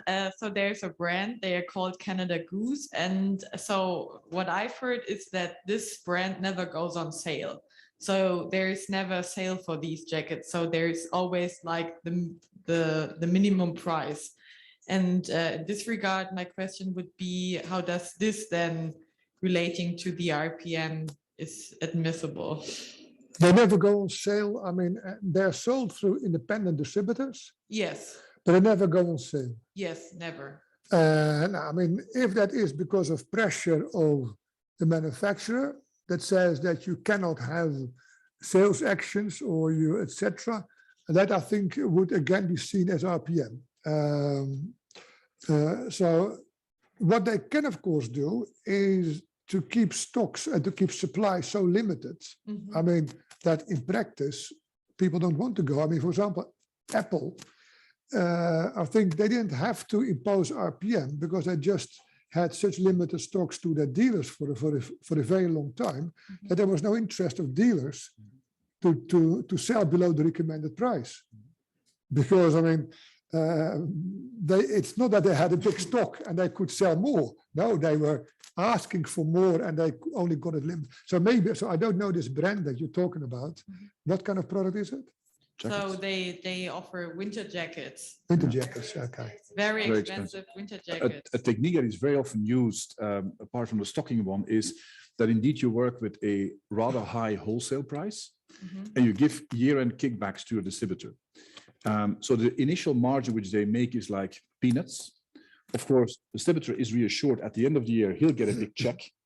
But that means if you go for a real campaign as a distributor in January or February, you'll have to pre-finance it out of your own pocket. And that is a technique which is very often used to keep that very small, and then it's being recovered at the end of the year to avoid campaigns. In combination, let's be honest, with the fact that the distributors are being selected typically rather carefully in order to ensure that everybody understands that there is a logic to not price cutting, not engaging in these campaigns. So typically it's a mixture of that which is being applied. Difficult for an enforcement authority to catch. Yes, but also, I mean, to be honest, that is not RPM. No. That is, so in that sense, I mean, there are many ways in which you can limit the incentive of distributors to cut prices by requiring them in selected distribution to have all kinds of services, by increasing the cost of selling. And because in what Frank just described, it would economically work even better if you have the high wholesale price and you get not an end of the year rebate, depending on how much you sell, but you get a lump sum. If you get a lump sum that you get anyhow, then it is not attractive to lower the price because you are selling at a loss for that particular unit and you're not gaining any more lump sum. So you make it very unattractive to compete on price. So the more you can shift the income from the retailer from what he earns per unit to the lump sum, the less attractive you make it to lower the per unit price. It's 3:12. Look, what shall we do? We reconvene 25? Half past. Half past? Yeah, because we have 15 taken a long minutes? time and maybe we only have one break or whatever, so we have to, yeah. We're going slow today, sorry. 3:30, and that's also for the friends at home. 3:30, we reconvene. Okay. Shut down the microphone. Yes.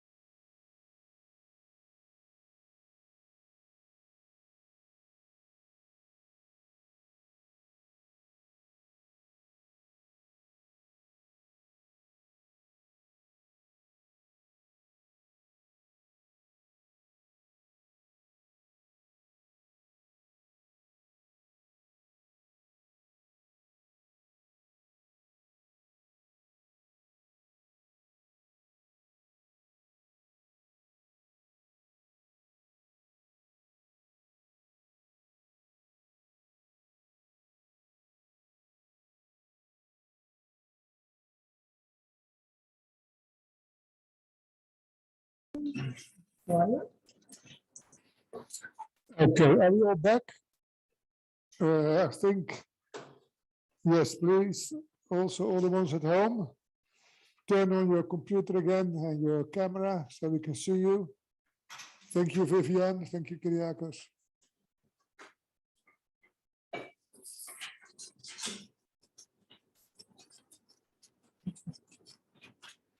Good. Welcome back.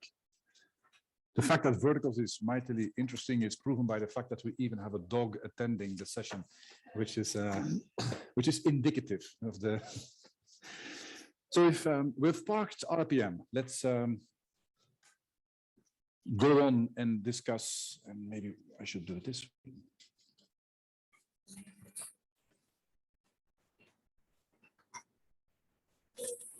Voila. It doesn't work.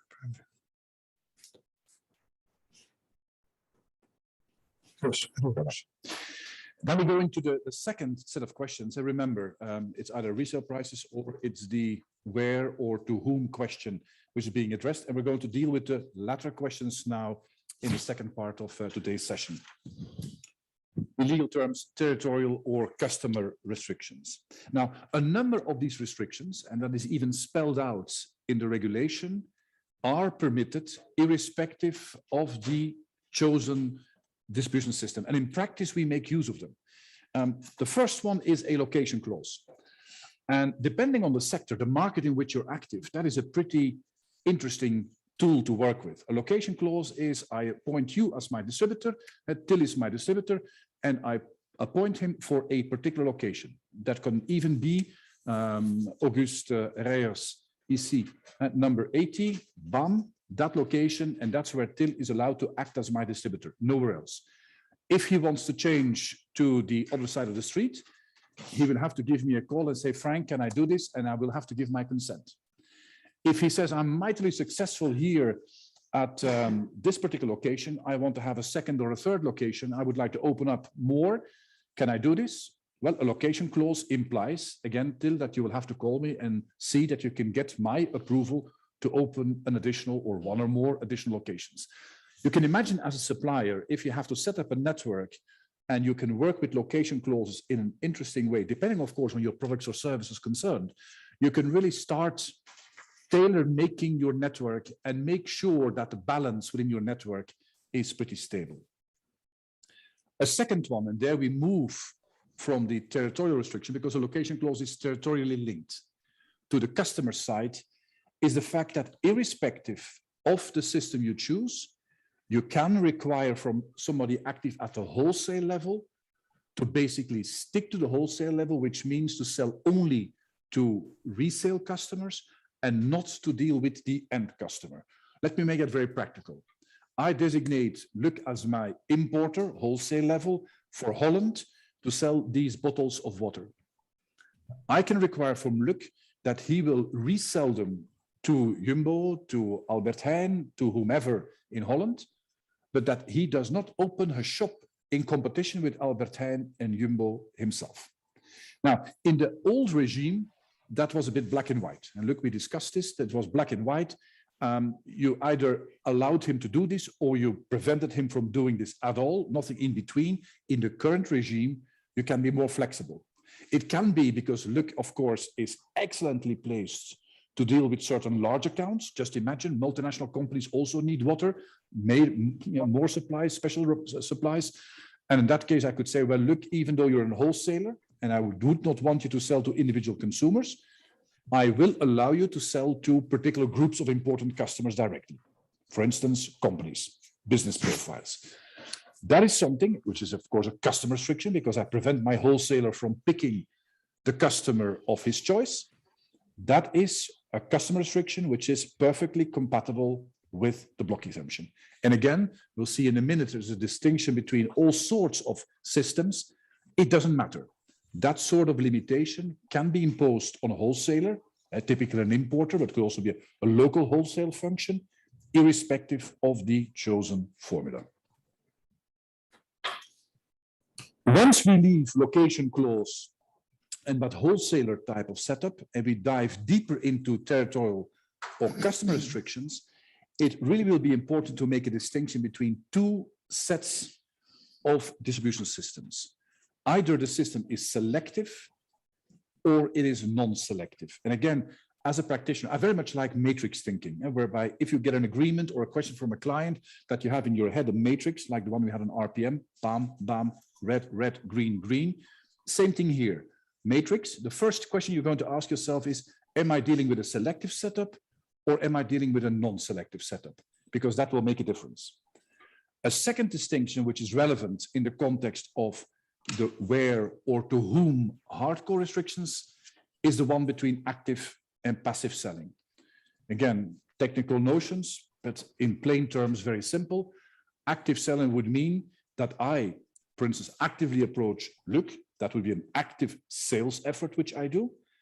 A passive selling scenario would be one whereby Luc finds me and calls me up and says, Frank, I understand that you're selling water. Can I buy from you? The initiative comes from the customer. In a passive sales setup, in an active sales setup, it's the distributor who approaches a territory, approaches a customer by making an active marketing effort. That's the distinction between active selling and passive selling. And again, if you keep these distinctions in mind, selective, non-selective, active, passive, you have your basic toolbox to deal with the Article 4 restrictions in the territorial and in the customer area. Now, this, of course, presents an opportunity to discuss briefly what we mean with selective distribution. Because non-selective is easy. The definition of non-selective is a big basket of anything which is not selective. Anything which doesn't meet the definition of a selective network is non-selective and will have to follow the hardcore pattern of non-selective contracts. When is a network selective? When is an agreement selective? Well, basically, if you meet three conditions, and you see them here on the screen, the distributors are selected based on specified criteria. 2, the producer commits himself to supply only to those that have been selected on account of these specified criteria. And 3, the selected players, the ones who are part of the network, accept to sell only to either end customers or to other members of the network. Let's make it very plain and simple. Again, we're going to go for water, because one of the beauties of the regulation is that it doesn't matter which product we're talking about. Example which I often use is lollipops. You can make a selective network for lollipops. That's perfectly possible under the VBER, the block exemption regulation. But let's use water for a second. Okay, I want to appoint Luc as my selected distributor. What do I have to do? I will have to put up criteria. Could be that I would want my water to be stored and stocked in a particular way. I want it to be presented in a particular way. I impose certain quality standards on Luc as to how he should present my product. I, as a supplier, am at liberty. You'll see here in the description, no requirement of non-discrimination, objective justification. It suffices that I specify certain criteria. Look, when you have my water, you will store it in that way. When you present it to customers, it will have to be presented in this way, there on the shelf, with that sort of board linked to it and what have you. That's the way to do it. Condition 1 is met. I'm sorry, I have a question there. So, Yes. for example, if you have products that are that have like are hazardous, for example, like chemicals, and you send when you sell the product, you send them with the specifications on how it has to be refrigerated or heated. Is that also selective, or is just the way the product needs to be used so that it can be sold thereafter in a correct way? Well, it would not be, the system would not be selective just on account of what you just said. The reason is that the 3 criteria will have to be met. And I'll come back to that in a second. But of course, we're on the way to meeting the first condition, because of course, the treatment of the product, maybe there is some training needed in order to know how to do that.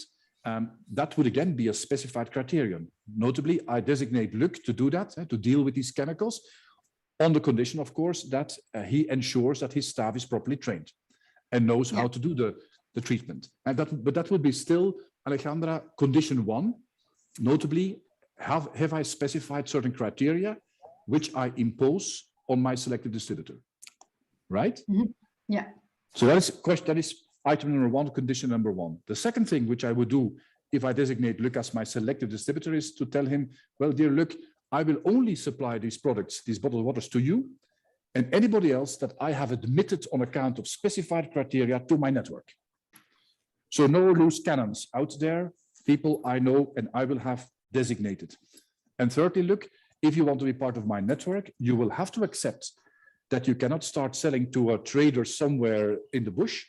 No, you accept that you'll sell these bottles only to end customers, consumers, or to other members that are part of the network. Maybe a French selected distributor that is part of my water network. Fine, there Luc should be at liberty, but he cannot find in the street here a trader who starts shipping from Belgium water to Holland if that trader has not been made part of my network. So, I mean, in short, I mean, although commercially, the essence of selective distribution may very well be the kind of criteria, the things that you were mentioning, Alejandra. From a competition law perspective, I would say the essence of selective distribution is that you have a closed system. That you have a closed system of distributors who are not allowed to sell to unauthorized distributors. So you create a closed system. The consumers can only get it from the authorized group of distributors. That's the essence from a competition law perspective. That's also where potentially the anti-competitive issues come from the fact that it is a closed system. Is that clear for you? Because there are a couple of things we would want you to take home today. This is one of them, that you understand these mechanics, right?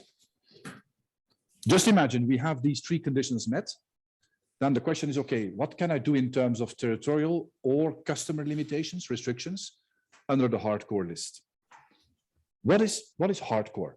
What, in other words, is something you cannot do and you will probably not be able to save individually under 1013, most likely. The first one is you cannot restrict active or passive sales to end users. In other words, I cannot tell Luc, again, my example, he's my selective distributor of water. I cannot tell Luc, hey, dear Luc, you cannot engage in active or passive selling to certain end users. If I would impose that restriction, I'm in a selective system in the hardcore field, which in fact means that Luc should be able to shop around to find end users throughout the entire European Union. In fact, throughout the entire European Economic Area, the EEA. That is a consequence of a selective system. There, I cannot impose a limitation. A second thing which I cannot prevent Luc from doing is, that is, if he wants to sell to somebody else in the network, he should be able to do so. For instance, Luc is a fantastic buyer of water.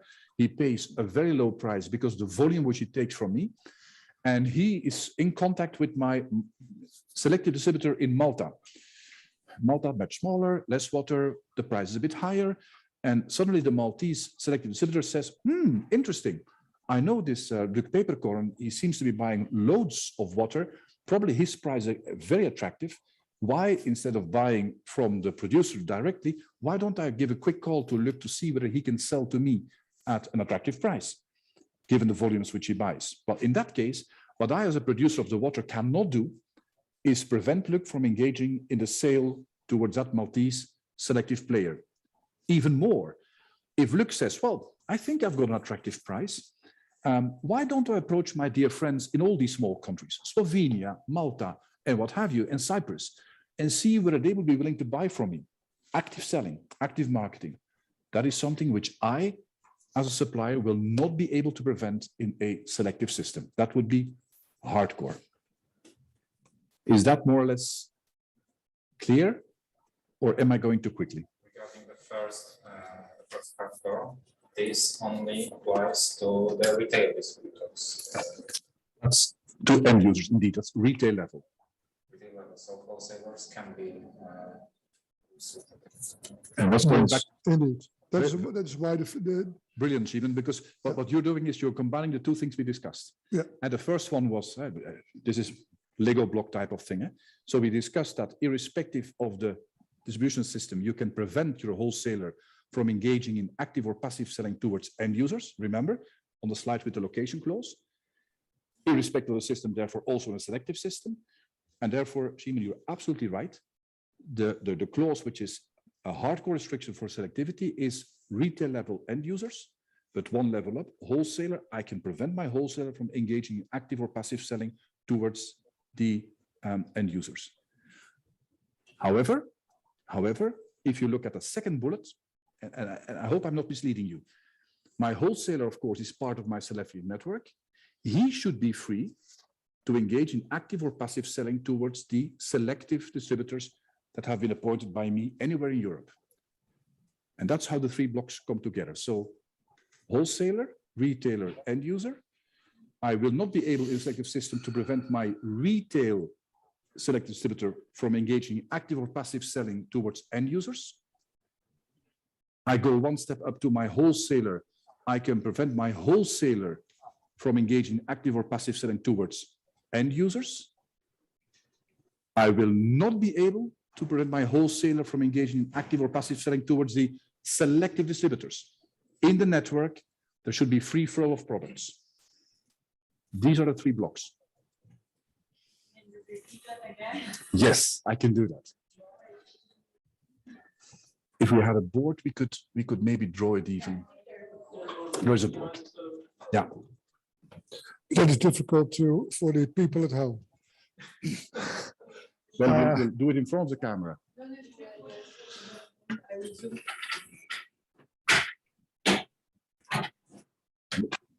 Okay, perfect.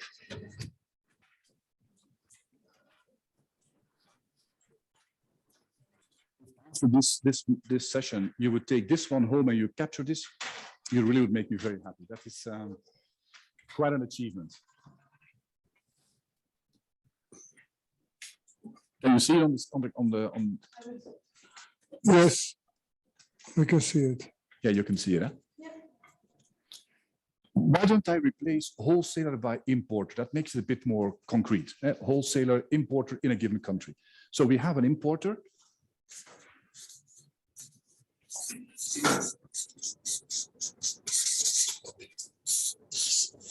We have the selective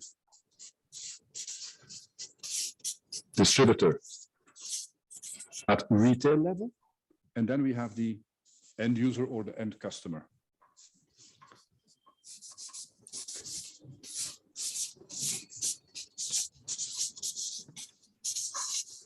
And they are part of a selective system. That is the hypothesis we're in. So what is possible and what is not possible? I can prevent my importer, wholesaler, from engaging in active or passive selling at that level. Luc is my importer for Belgium. He normally should be selling to the supermarkets, if the supermarkets are part of my selective network. I don't want to look to be selling in competition with the supermarkets towards the end customers. That is something which is possible. What can I not do? I cannot prevent my selective distributor from engaging in active or passive selling. That means actively looking around for customers anywhere in Europe, end users, end user level. What can I also not do? Because that's a requirement. I cannot prevent my importer from engaging in active or passive selling to other members who are part of my selective network. And remember, they are part of my selective network. And why is that? Because the three conditions we have discussed. That is how it works. And lastly, you cannot restrict sales within the network between different selective distributors at the retail level. The word we use for that is cross supplies within a selective network should be free. In other words, as Luc was putting it, what does a selective distribution system do in fact?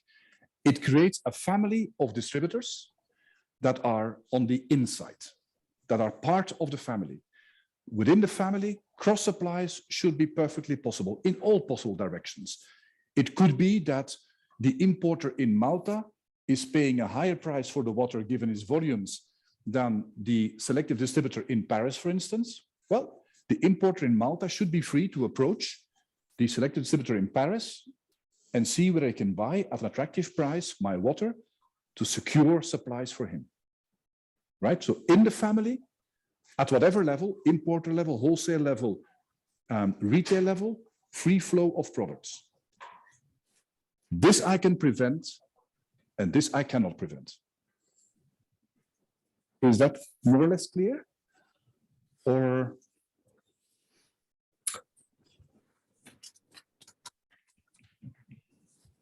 I mean, the logic, I will come back to it later, but in a nutshell, the logic is the competition law wants to limit the possibilities to carve up the market and price discriminate. The fact that you have a closed system already allows you to limit sales to unauthorized distributors.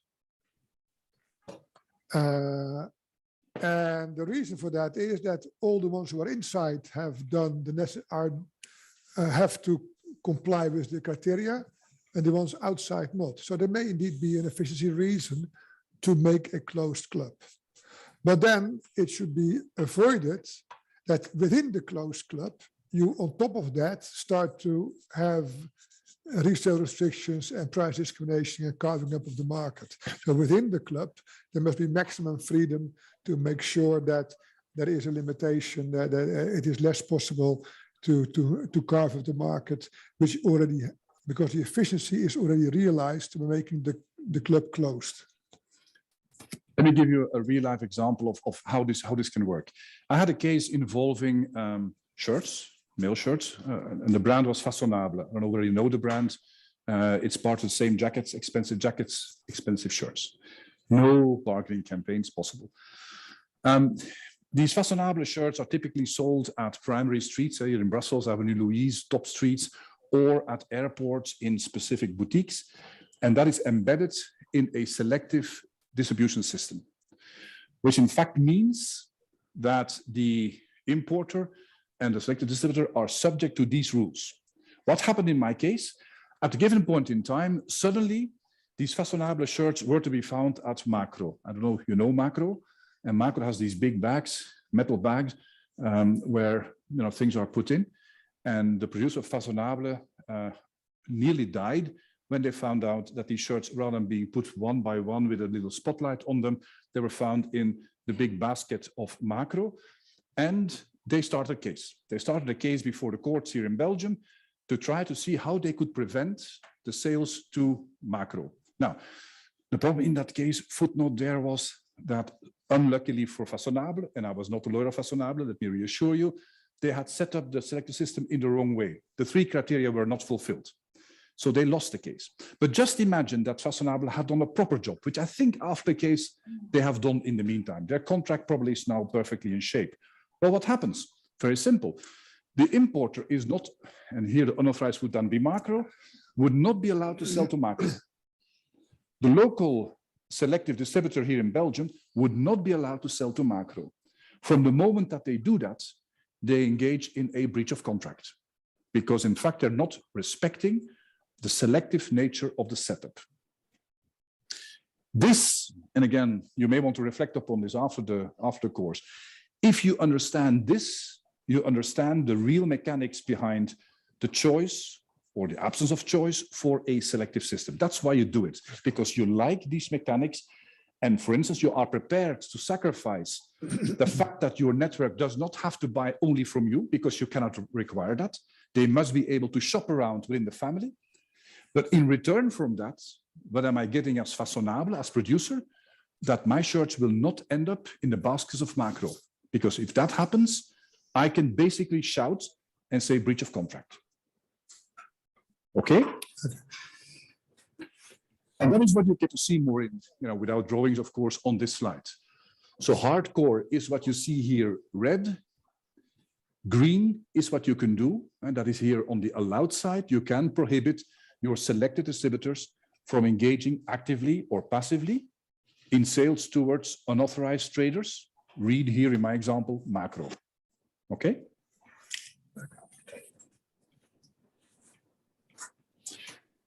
Let's shift now from selectivity to non-selectivity. And again, there I don't have a definition. You heard it already.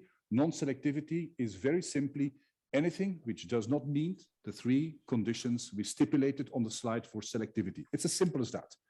Tick the box, 1, 2, 3, it's there, it's selectivity. 1 or more is missing, it is non-selectivity. What typically falls into that category? Well, you have it listed here on the slide. Exclusive distribution would be a typical example, or non-exclusive, where I don't grant any form of exclusivity to my network. You're just appointed, and you should accept that maybe I will appoint more. Certain franchise scenarios, and look, we always discuss this. Typically, franchising will be selectivity in most cases, but there are known examples where certain franchise scenarios are non-selective, i.e. where they don't meet the 3 conditions.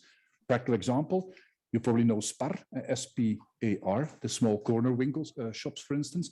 Well, Spar is a typical non-selective franchise. It would be a non-exclusive franchise and fall within the non-selective box. Why do I think that normally franchising is selective distribution? Think of it, normally it's about a brand.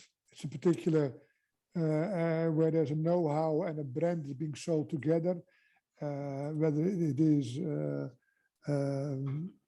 garden material or wedding dresses or whatever, or hamburgers.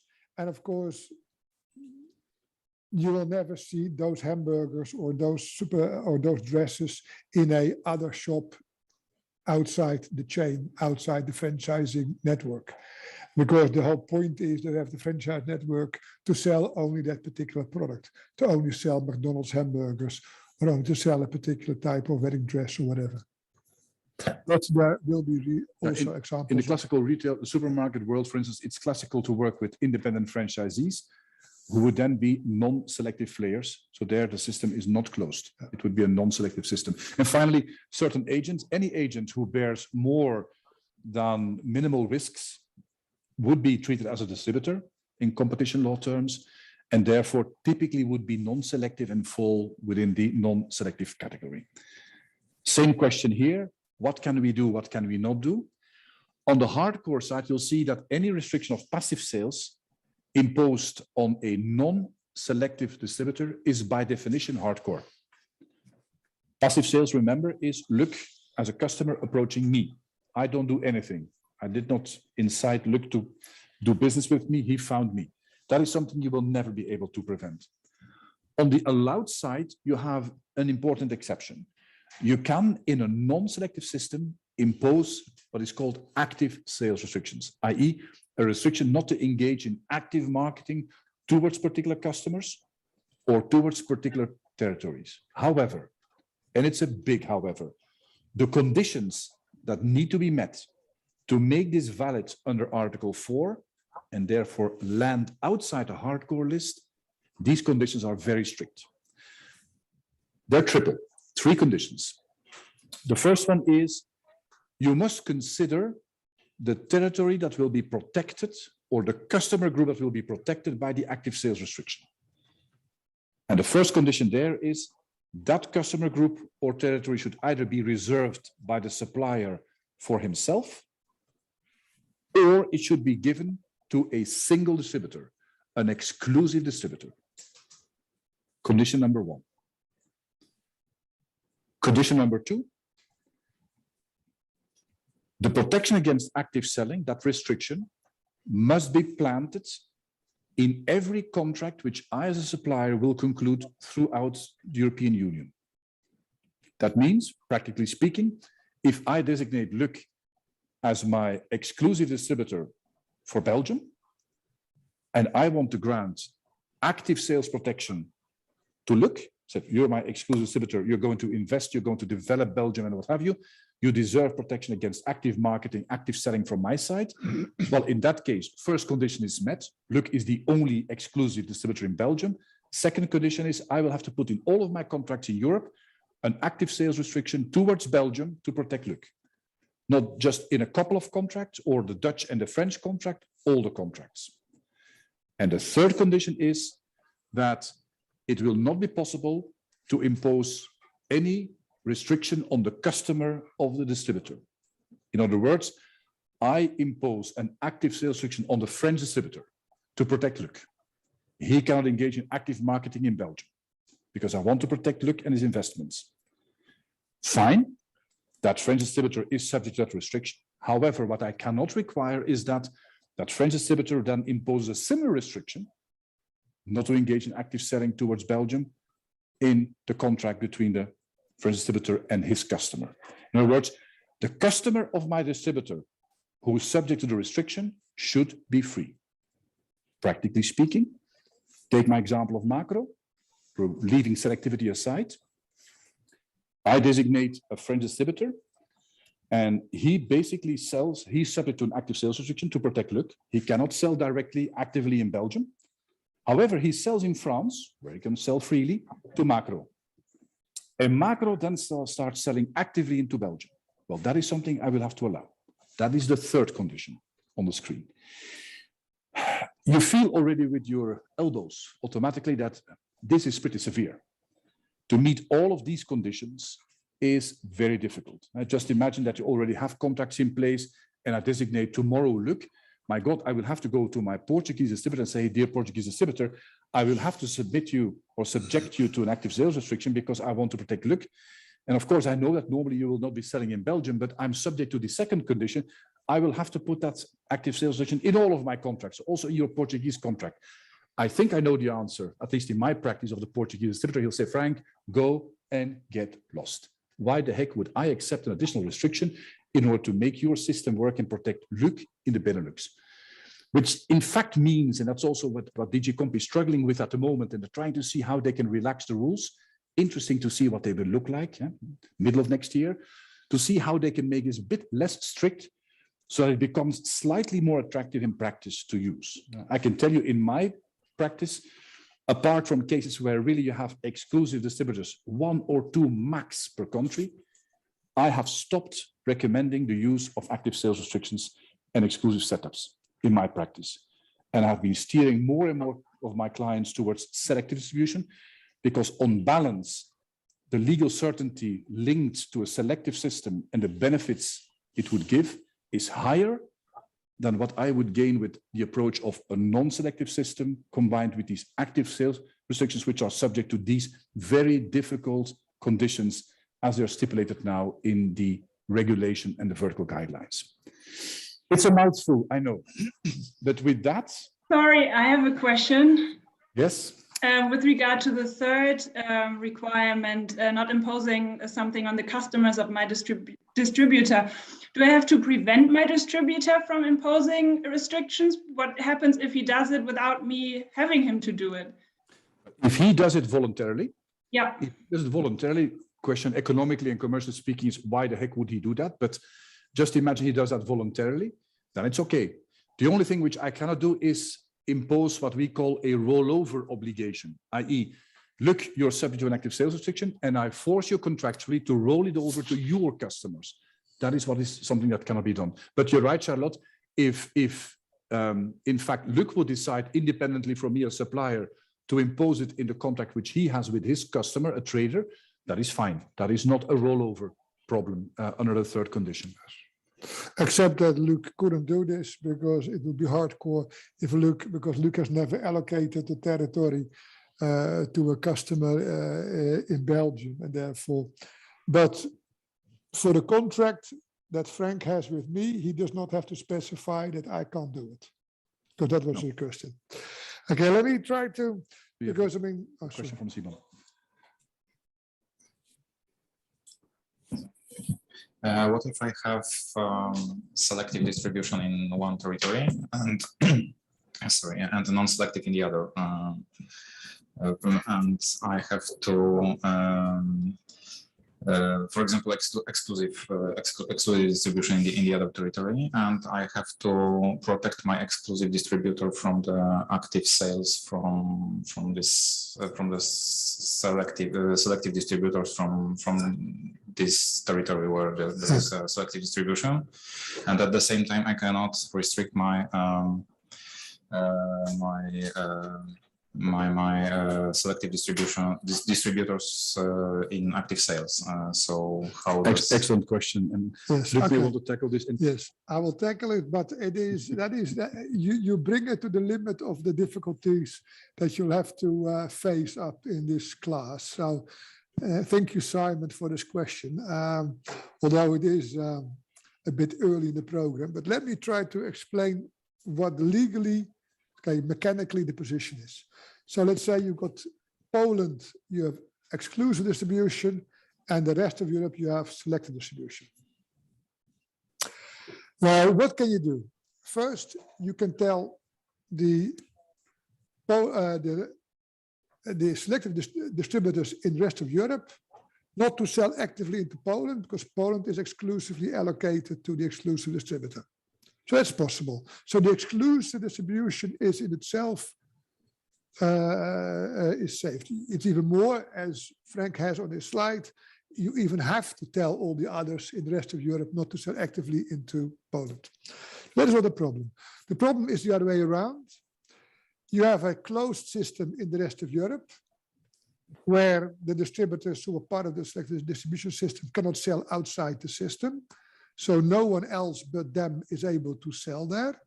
However, for the Polish exclusive distributor or distributors, they can sell actively and passively wherever they want in the rest of Europe. So they can start selling to non-authorized distributors in the rest of Europe. So in that sense, it is very difficult. The rules make it very difficult to have selective and exclusive or selective and non-selective in different parts of Europe. The only solution that you really have, and I'm talking about the mechanics, later I will start to explain why the rules are the way they are, but mechanically, if you want to have selective in one place and non-selective in another place, whether it's exclusive or other forms of non-selective, the only way to do this practically is to have either a product where transport is not very well possible, or to make sure that the pricing in the selective area is lower than in the non-selective area, so that it is very unattractive for the high price non-selective area to resell into the low price selective area. But you are pointing indeed to a problem that it is difficult to have selective distribution in one part and another type of distribution elsewhere, because it undermines the closeness, the German say, the Lückenlosigkeit of the system. And I know that my colleagues or my ex-colleagues who are now working on it are trying to find a solution to make it more possible to have non-selective and selective next to each other, and to protect the selective against sales to unauthorized in the selective territory, as it is already possible to restrict active sales into the exclusive territory. So they're thinking about how to do that. And in the draft, there's language already.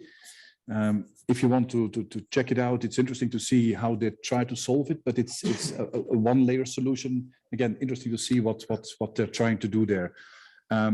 Maybe add a practical footnote, and Simon, your question is really spot on. The solution that you can impose an active sales restriction on your selective distributors to meet the second condition, you will not find in the regulation. Luc put that into the vertical guidelines. Question, there is a bit of tension between that possibility in the vertical guidelines and what is actually in the regulation, but it's there. But given the fact that the opposite is not possible, I have a selective system in the rest of Europe, in Luc's example, but not in Poland. And on suddenly this Polish distributor could start selling to macro here in the Benelux, for instance, who is not part of my selective system, is annoying. And the consequence of that is that in my practice over the past 10 years, applying the regulation, I have avoided these hybrid systems. So even in Poland, I would normally go to the Polish manager, and that's really what we do, and tell them, hey, don't try to be clever, because it's going to be a massacre. Sooner or later, there will be fashionable shirts ending up in the boxes in the Benelux, and we don't want them there. So please, Polish sales company, accept to also become selective. And we don't have to do much. It could be a one-page contract, provided you meet the 3 conditions. voila, you're in. And that's what we've done. So we've been rolling out systematically selective networks and did not make use of this hybrid possibility. In the future, maybe with the new text look, there is more flexibility possible. Okay. I think that most of you will think, shit, this is difficult. And why? Why did I make it so difficult? What is the logic? I mean, God Christ, I can't they make it simpler? Okay, let me try to explain to you why the system is what it is. On the one hand, there is a concern that resale restrictions will be used to hinder market integration. And I will go into that later, why that is such a concern in Europe. At the same time, it was also evident to us that sometimes resale restrictions may be pro-competitive. We just discussed in the RPM, the promotion. Retailers may do too little promotion for the product. And one way to solve that is to give them a territory so that they are the kind of monopolist in their territory for that particular brand. Then there's less possibility of free riding on what they do as promotion. Then they have more incentive to do the promotion. And therefore, it may be pro-competitive. It may be soliciting investments by the distributors to give them territories and to give them a certain exclusivity. So on the one hand, there's this issue of market integration, carving up the market, which we don't want. On the other hand, there is the recognition that there may be reasons why you want to give a certain exclusivity or why you want to incentivize distributors to do investments. And as we saw, there were two ways of incentivizing the distributors to make those investments. One is you tell them you have to do these investments. So you have criteria telling them, do this and this in promotion, have a shop like that and that, have your personnel trained in the following ways, etc., etc. But of course, they will say, yeah, that's fine to do this, but not if you are also at the same time selling to others who are not under these conditions. So we want to have a closed club where everyone in the club has to do these investments, has to train the personnel, has to have a nice shop, has to smile every time a customer comes in, whatever else you are putting on paper. Therefore, there is a logic in terms of efficiency rationale to create a closed club, because you can convince the retailers, the distributors to do the investments because they are aware they get insurance, it stays within the club, and all those people within the club have done the investments. But then, of course, once you have that club, there's no reason to limit cross sales within the system. So there's no extra reason to allow them to carve up the market to hinder market integration. That's why you have this idea, okay, selective distribution is okay, it's covered by the block assumption, but you cannot carve up further, therefore cross supplies must be free within the system. That's why you have those rules for selective distribution. Now, the other way to create efficiencies, as I just said, is you give a certain amount of exclusivity to a distributor. There you had already case law from before with this differentiation between active and passive sales. And why was that? Because the court and the commission had always been struggling. If you allow a total sales ban, so you say, Frank is my distributor for Belgium, and I'm going to tell everyone that I can't sell into Belgium, neither actively nor passively, then I kill all possibilities of arbitrage and I allow the market to be carved up. That went always too far for the European competition rules. So the courts and the commission thought of this clever distinction in active and passive sales. So active sales can be prohibited, but not passive sales. So there's always a bit of a safety valve. But I can give Belgium to Frank exclusively and tell the others not to sell actively into Belgium, thereby incentivizing Frank to do promotion in Belgium because he knows that he is to a certain extent protected against the active sales by others. So that's another way to create an efficiency. Now, why did we then say, yeah, but to do that, you have to impose this active sales ban on all the others. The logic was the following. If you did the rules before 2000, before I started to meddle with the rules, it simply said, the exclusive distributors cannot sell actively into each other's territory. The presumption was there was exclusive distribution everywhere, and everyone could only sell actively within its territory and not outside. That was simple to apply, you can argue, but economically it was not very logical, because it meant that Frank, as an exclusive distributor for Belgium, could not sell actively into the Netherlands, whether or not the Netherlands was given exclusively to someone else. But there was no reason to limit Frank selling into the Netherlands if the Netherlands was not exclusive for anyone anyhow. So we said the only logic is you want to protect the distributor who does the investment, i.e. you have to limit the others to sell actively into the exclusive territory. That makes sense because you want to protect Frank and give him the incentive to do the investments in Belgium. You don't want to limit Frank selling elsewhere. Yes, you want to limit Frank selling elsewhere if elsewhere is also exclusively allocated. And that is why the system was, you have to tell the others not to sell actively into Belgium. And to make sure that this was done properly, you have to tell this to everyone, because otherwise it doesn't make sense. It doesn't make sense if you say it only to those who have more inclination to sell into Belgium because they are better at doing it. And you don't restrict the others. So therefore, you had this. So that was the logic of these systems. To be honest, then, how the system would work if you put them together, it was seen as unavoidable that you would have this problem that you talked about and that we're now trying to solve by having it possible to have selective here, exclusive there, and protect both against each other. But that is the logic. So the next question is, yeah, but why is there this concern about carving up the market? There's one small remark which I want to make, because of course you can argue this is all very difficult to apply. And there's certainly a certain difficulty, but there's one thing which Frank didn't mention. The incentive to sell elsewhere, the incentive to sell in other territories or to other customer groups than you normally do, is normally only created because there is price discrimination. So the easiest way for the manufacturer to assure that systems are stable is to not to start to discriminate in the first place. In the sense that if I sell to others at the same price as I sell to Frank, and the others have, after they've bought it from me, have to go then to Belgium to sell in Belgium, it's not very attractive for them to do so normally.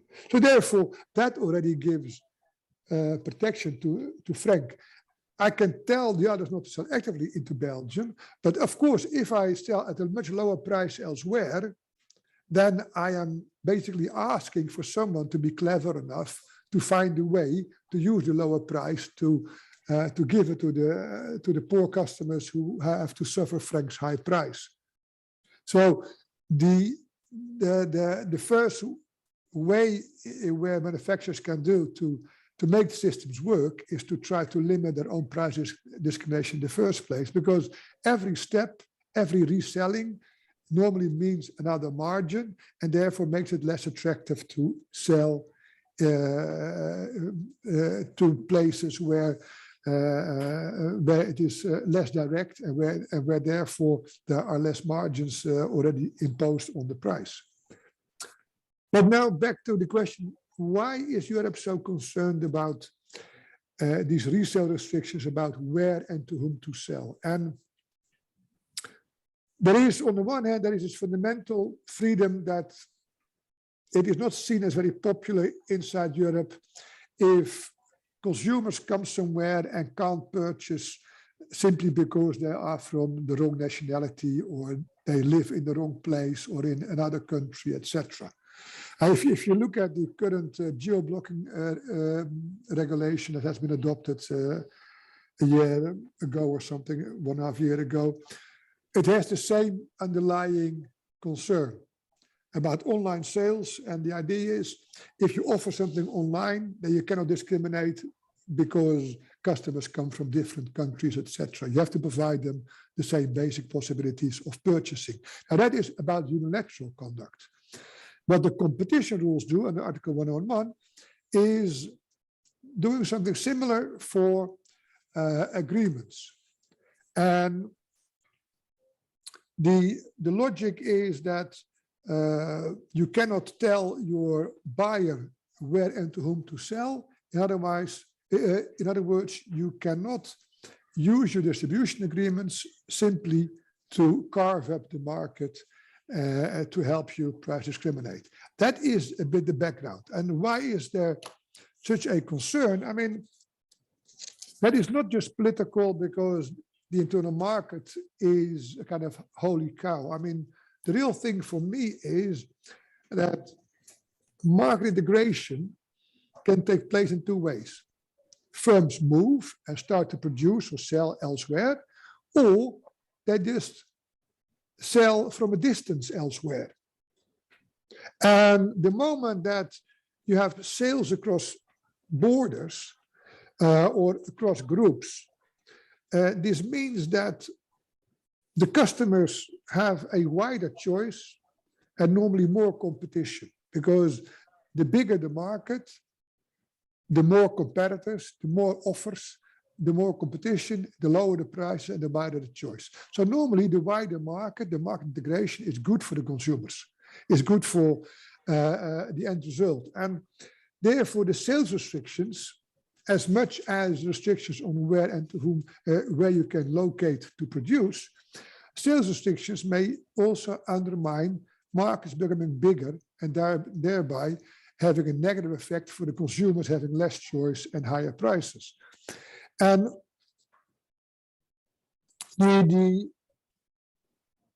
for verticals, that means that we are looking at resale restrictions, because if you think about how this kind of limitation of selling cross-border or the limitation of selling to customers that might be interested to buy from you, how that can happen is always through resale restrictions. And as I said, I mean, there are two basic reasons why you may have resale restrictions. One is because you want to give a certain exclusivity in order to incentivize investments by the distributor. And that is what the block exemption tries to cover by covering selective distribution and exclusive distribution. Or the reasoning is more for the negative. The reasoning is more, I want to restrict resales because I want to help implement my price discrimination. I want to be able to sell at higher prices in a market where there's less competition and lower prices in a market where there's more competition. Not because I want to sell at a lower price, but competition forces me to sell at a lower price in one market. But in a market where I have less competition and where I can charge a higher price, I want to do that. But of course, that would go wrong if people in the low price market could easily sell in the high price market, or if people in the high price market could easily purchase in the low price market. And therefore, you want to have resale restrictions. And that is the kind of negative side of resale restrictions.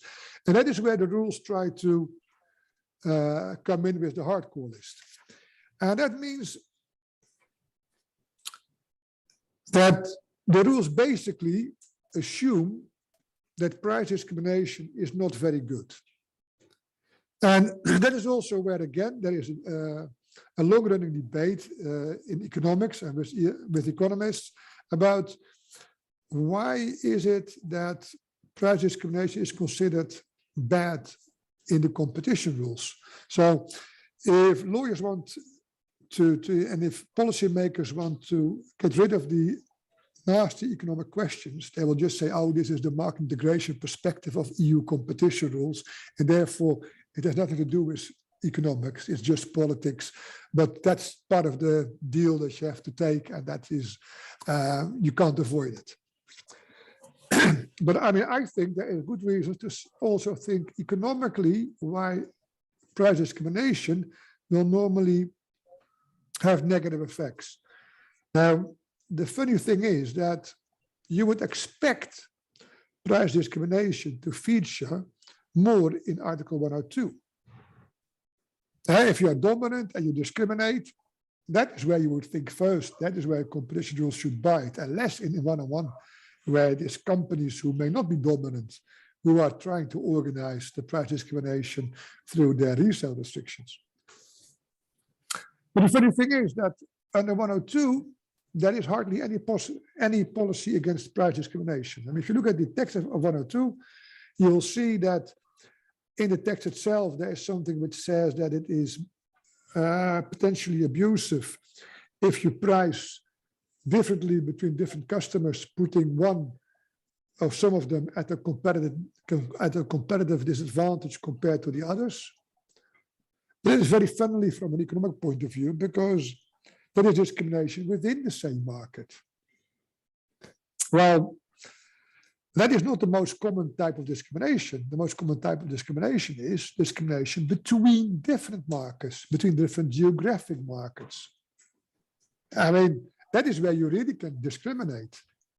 I price higher in Germany or lower in Germany and higher in France, or the other way around, because of whatever conditions of competition.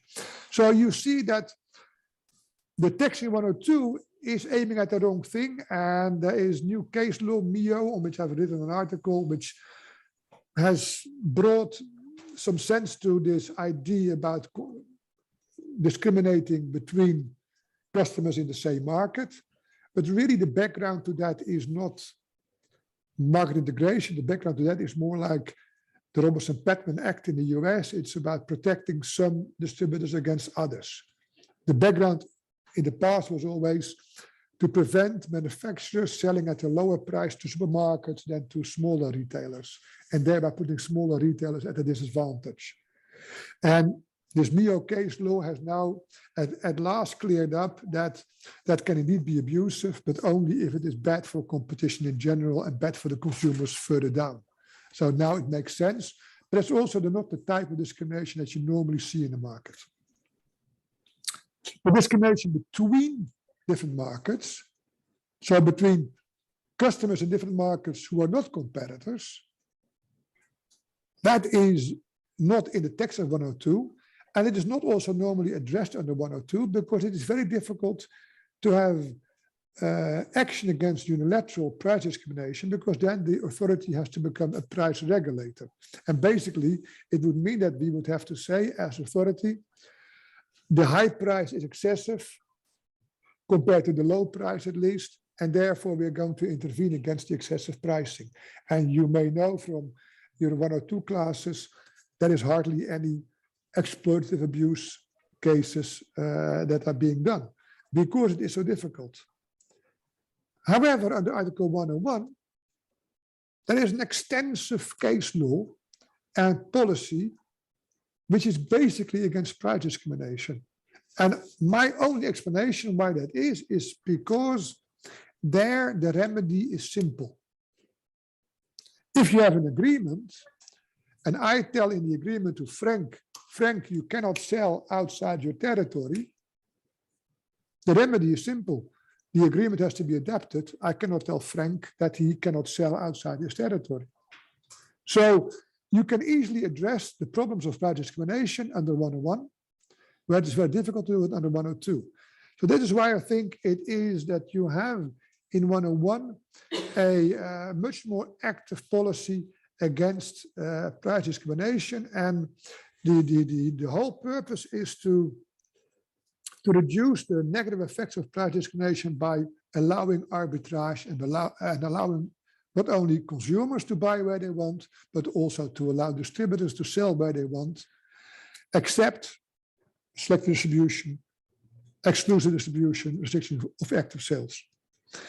And why is that such a concern? And very quickly, I mean, if you look at the economics of price discrimination, then firstly, you have to understand legally, we only talk about price discrimination when it is selling the same goods to different customers at the same time at different prices.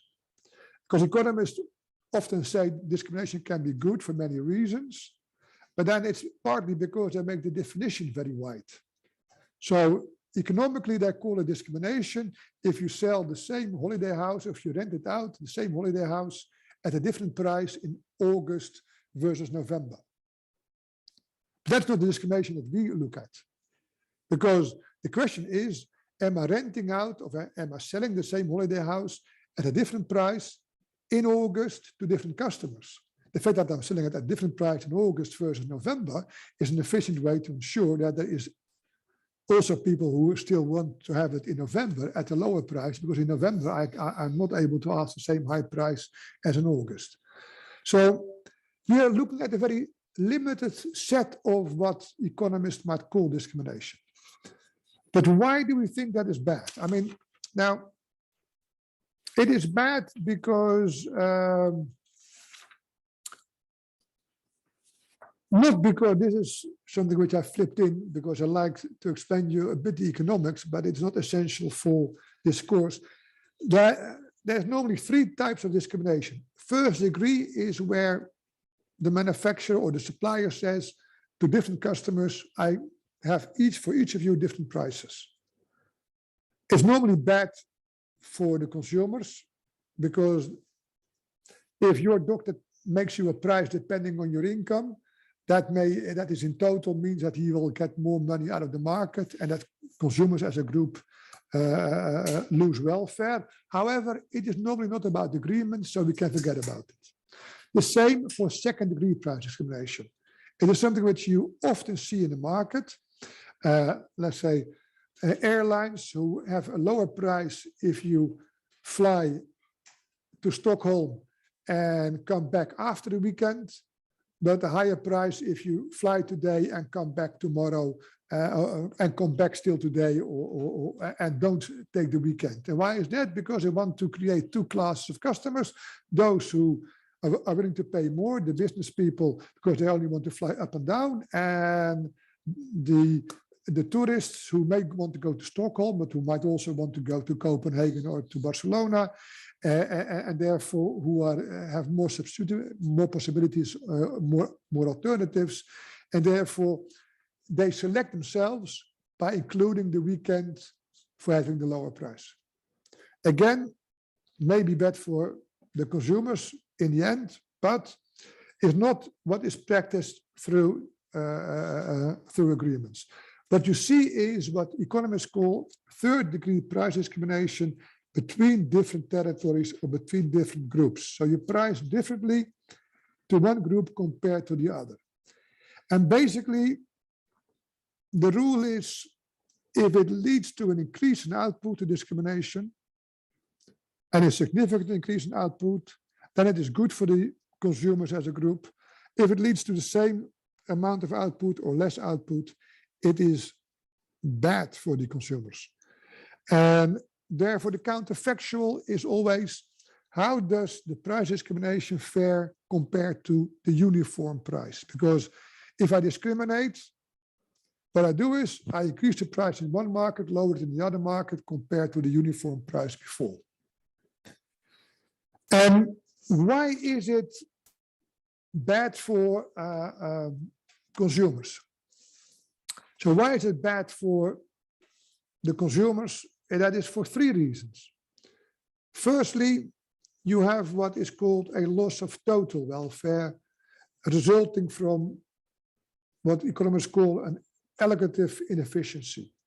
That it simply means, if I have a uniform price, everyone who is paying the price is willing to pay the same for the last unit. If I increase the price here and lower the price there are people in the high price market who are willing to pay more than I'm actually charging in the low price market. So there is a possibility to increase extra welfare by having trade between the two. The ones who are buying in the low price market could gain by selling it to the people in the high price market and make extra profit by making extra welfare.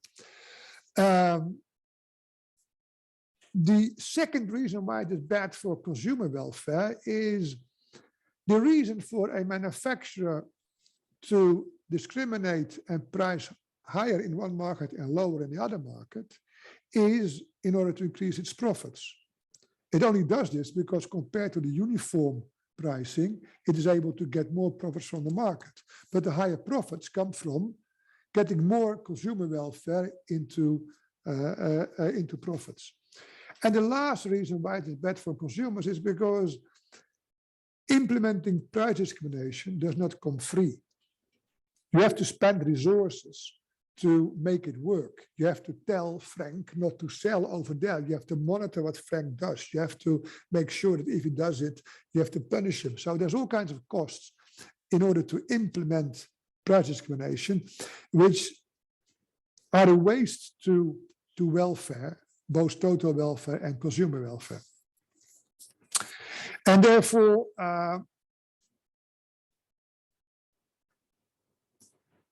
unless you think that output will go up, these negative effects as a result of price discrimination will mean that there is a negative effect for the consumers in total in both markets. And whether or not output will go up or not depends, you can argue, on the form of the demand curves, but there we generally have not much of a clue about how they are. And if they are the same in both markets, anyhow, they will not go up. You can expect basically that the total output will not go up in three situations. If under the uniform price, you would anyhow sell in both markets. So, the same if the rivals do the same. So if they have the same strong and weak markets, as it's called. So if all the manufacturers sell the cars at a high price in France and a low price in Denmark, there's little possibility that this will increase output. And because it does not lead to what is called poaching in the literature, if I price high in one market and my rival prices high in another market, then we might be able to try to get a demand from each other by selling low in the other market where the other one prices high. But the moment that we all price high in the same market and low in the other market, we're not trying to gain market share from each other, and there is little reason why this would lead to an expansion of output. And that is exactly what we see in most cases that the Commission has always done. It is goods that are being sold throughout Europe anyhow. So they're sold in different markets in the first place. It's not that some markets were not served before. Secondly, the different manufacturers have the same high and low price markets. So it's not that they're trying to get into each other's markets. And therefore, there's little reason to expect that the output will go up. So I think the only possibility where markets, where price discrimination could be positive for the overall consumers is where it will lead to a significant increase in output. And that is when you can expect that under a uniform price, one market would otherwise not be served. Now, that is something that is very popular, again, in economic models as a justification for price discrimination, but it's not something that we find in many cases. The reason is that you only have this for if the income differences in markets are very huge, are very big. I mean, it may be true that AIDS medicines would not be sold in Africa if you would not sell them at a lower price than in Europe. And then the only way to sell them in Africa would be to make sure that the African price is not being imported back into Europe. But for that, you need two things. One, you need that the markets are very different in purchasing power. And secondly, that the product is produced with high fixed costs and low variable costs. And why is the second element? The manufacturer is not discriminating to do good to the low price market. So if he wouldn't sell under a uniform price in the low price market, the question is, why is he going to sell in the low price market if he could discriminate? And the moment that you could charge a price which is recouping all your costs, you will in principle sell in all markets. So when is it interesting for you as a manufacturer to sell below cost in a market? And that is typically the example when you have high fixed cost and low variable cost and demand is very small in a particular market. So think of it. It may cost a lot of R&D to produce a medicine. That R&D is a fixed cost. It may be very cheap to make the pills afterwards. So if demand is truly low in Africa because purchasing power is low, it may be worthwhile for my own profit to sell in Africa at a price which is not covering the fixed cost, but which is still covering the variable cost and a bit of the fixed cost. I'm having a high price in Europe or in the US, but I'm covering in my pills price the variable cost and the fixed cost. And of course, that only is possible if I can make sure that the African prices and the pills I sell to Africa do not flow back into Europe, because otherwise I will stop selling in Africa. And that's a very specific situation. So you have this combination of different purchasing power, which is very significant. Otherwise you wouldn't sell in the market. And at the same time, high fixed cost, low variable cost. So that could be a justification to say, stop the resale, restrict resales in order to increase the output. However, that is not what you typically have within Europe, where the purchasing powers may be different, but not as much. And where normally the cases that we are looking at are about products which are sold everywhere in the first place. It's about cars, lawnmowers, hair dryers, coffee machines, all those things that we have seen before. And also, therefore, if you look at the pricing in Europe, what you see is that, because people always think, that discrimination may then be good for those countries who are poorer, expecting that the prices will be lower, let's say in Romania, or lower in Greece and higher in Germany. It is typically the opposite. The prices are lowest in Germany because there's more competition in the German market. And the prices ex-factory, so not the prices in the shop where maybe the cost of distribution may be lower, but the prices ex-factory are normally higher in the less competitive markets.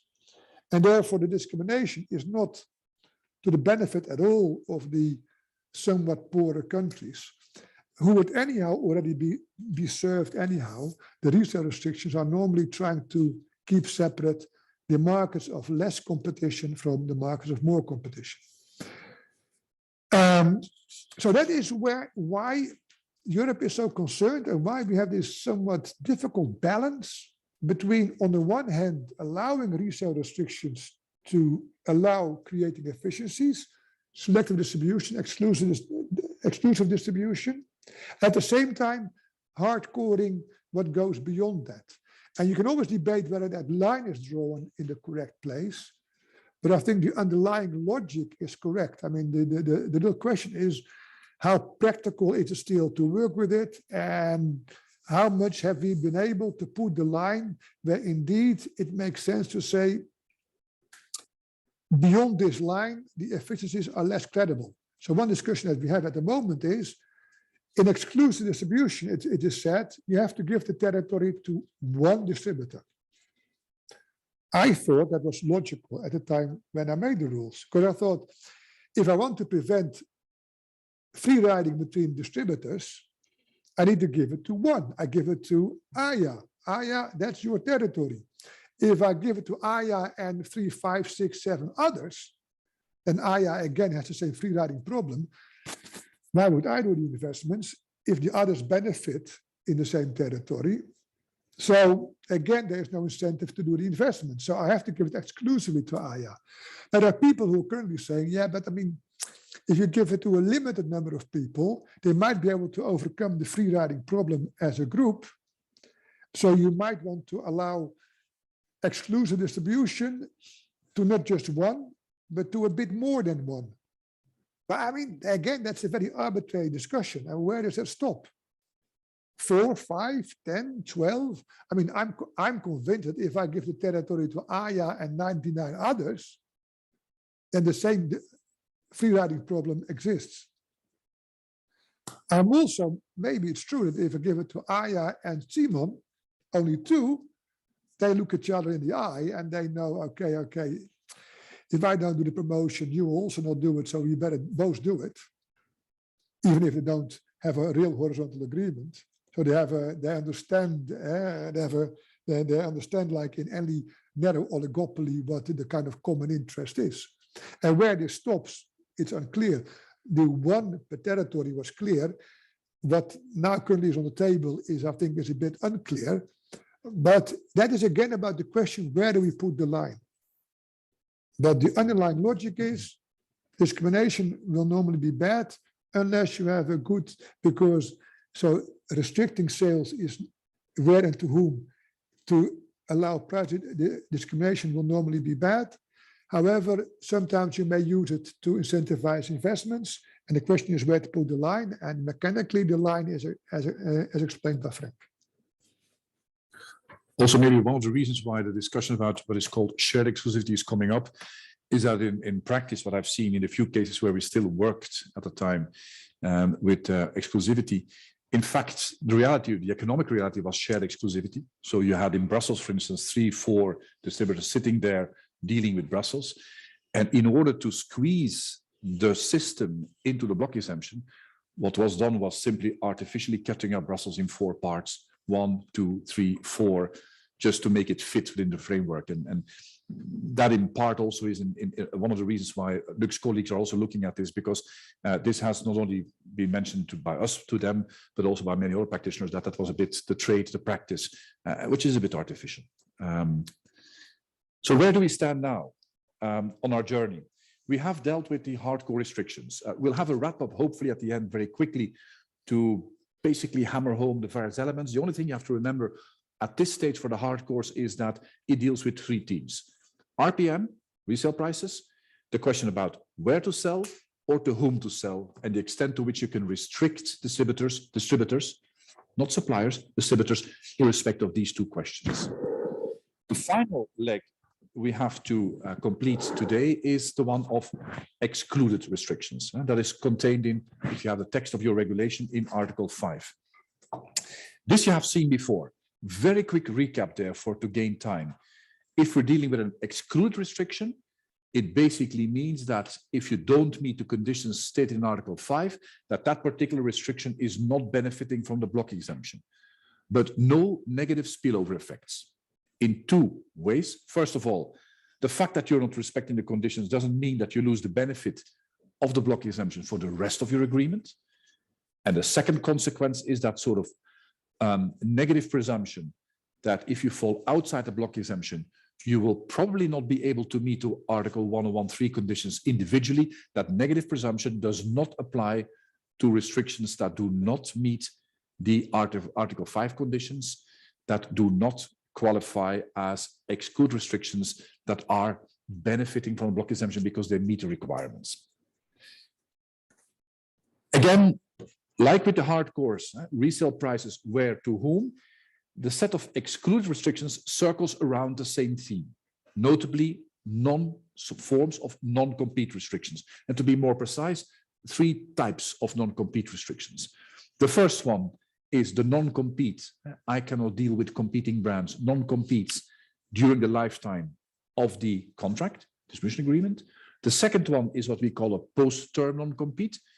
My distribution relationship with Luc ends, and I impose on him a non-compete restriction during a certain period following the expiry or termination of our contract. And the third one that falls within Article 5 is some forms of boycott that pop up in a selective distribution concept. It's no more than that. Important for you to know is that if something is restrictive of competition and does not appear in your Article 4 list, is not addressed in your Article 5 list, it is block exempted. In other words, not being mentioned as a restriction in the block exemption is good news. It means that you're automatically exempted. The rest is automatically covered by the block exemption. Let's take these excluded restrictions quickly one by one. First, non-compete during the term of the agreement. In order to be compatible with the block exemption, i.e. to benefit from the block exemption, you will have to watch the duration of your non-compete clause.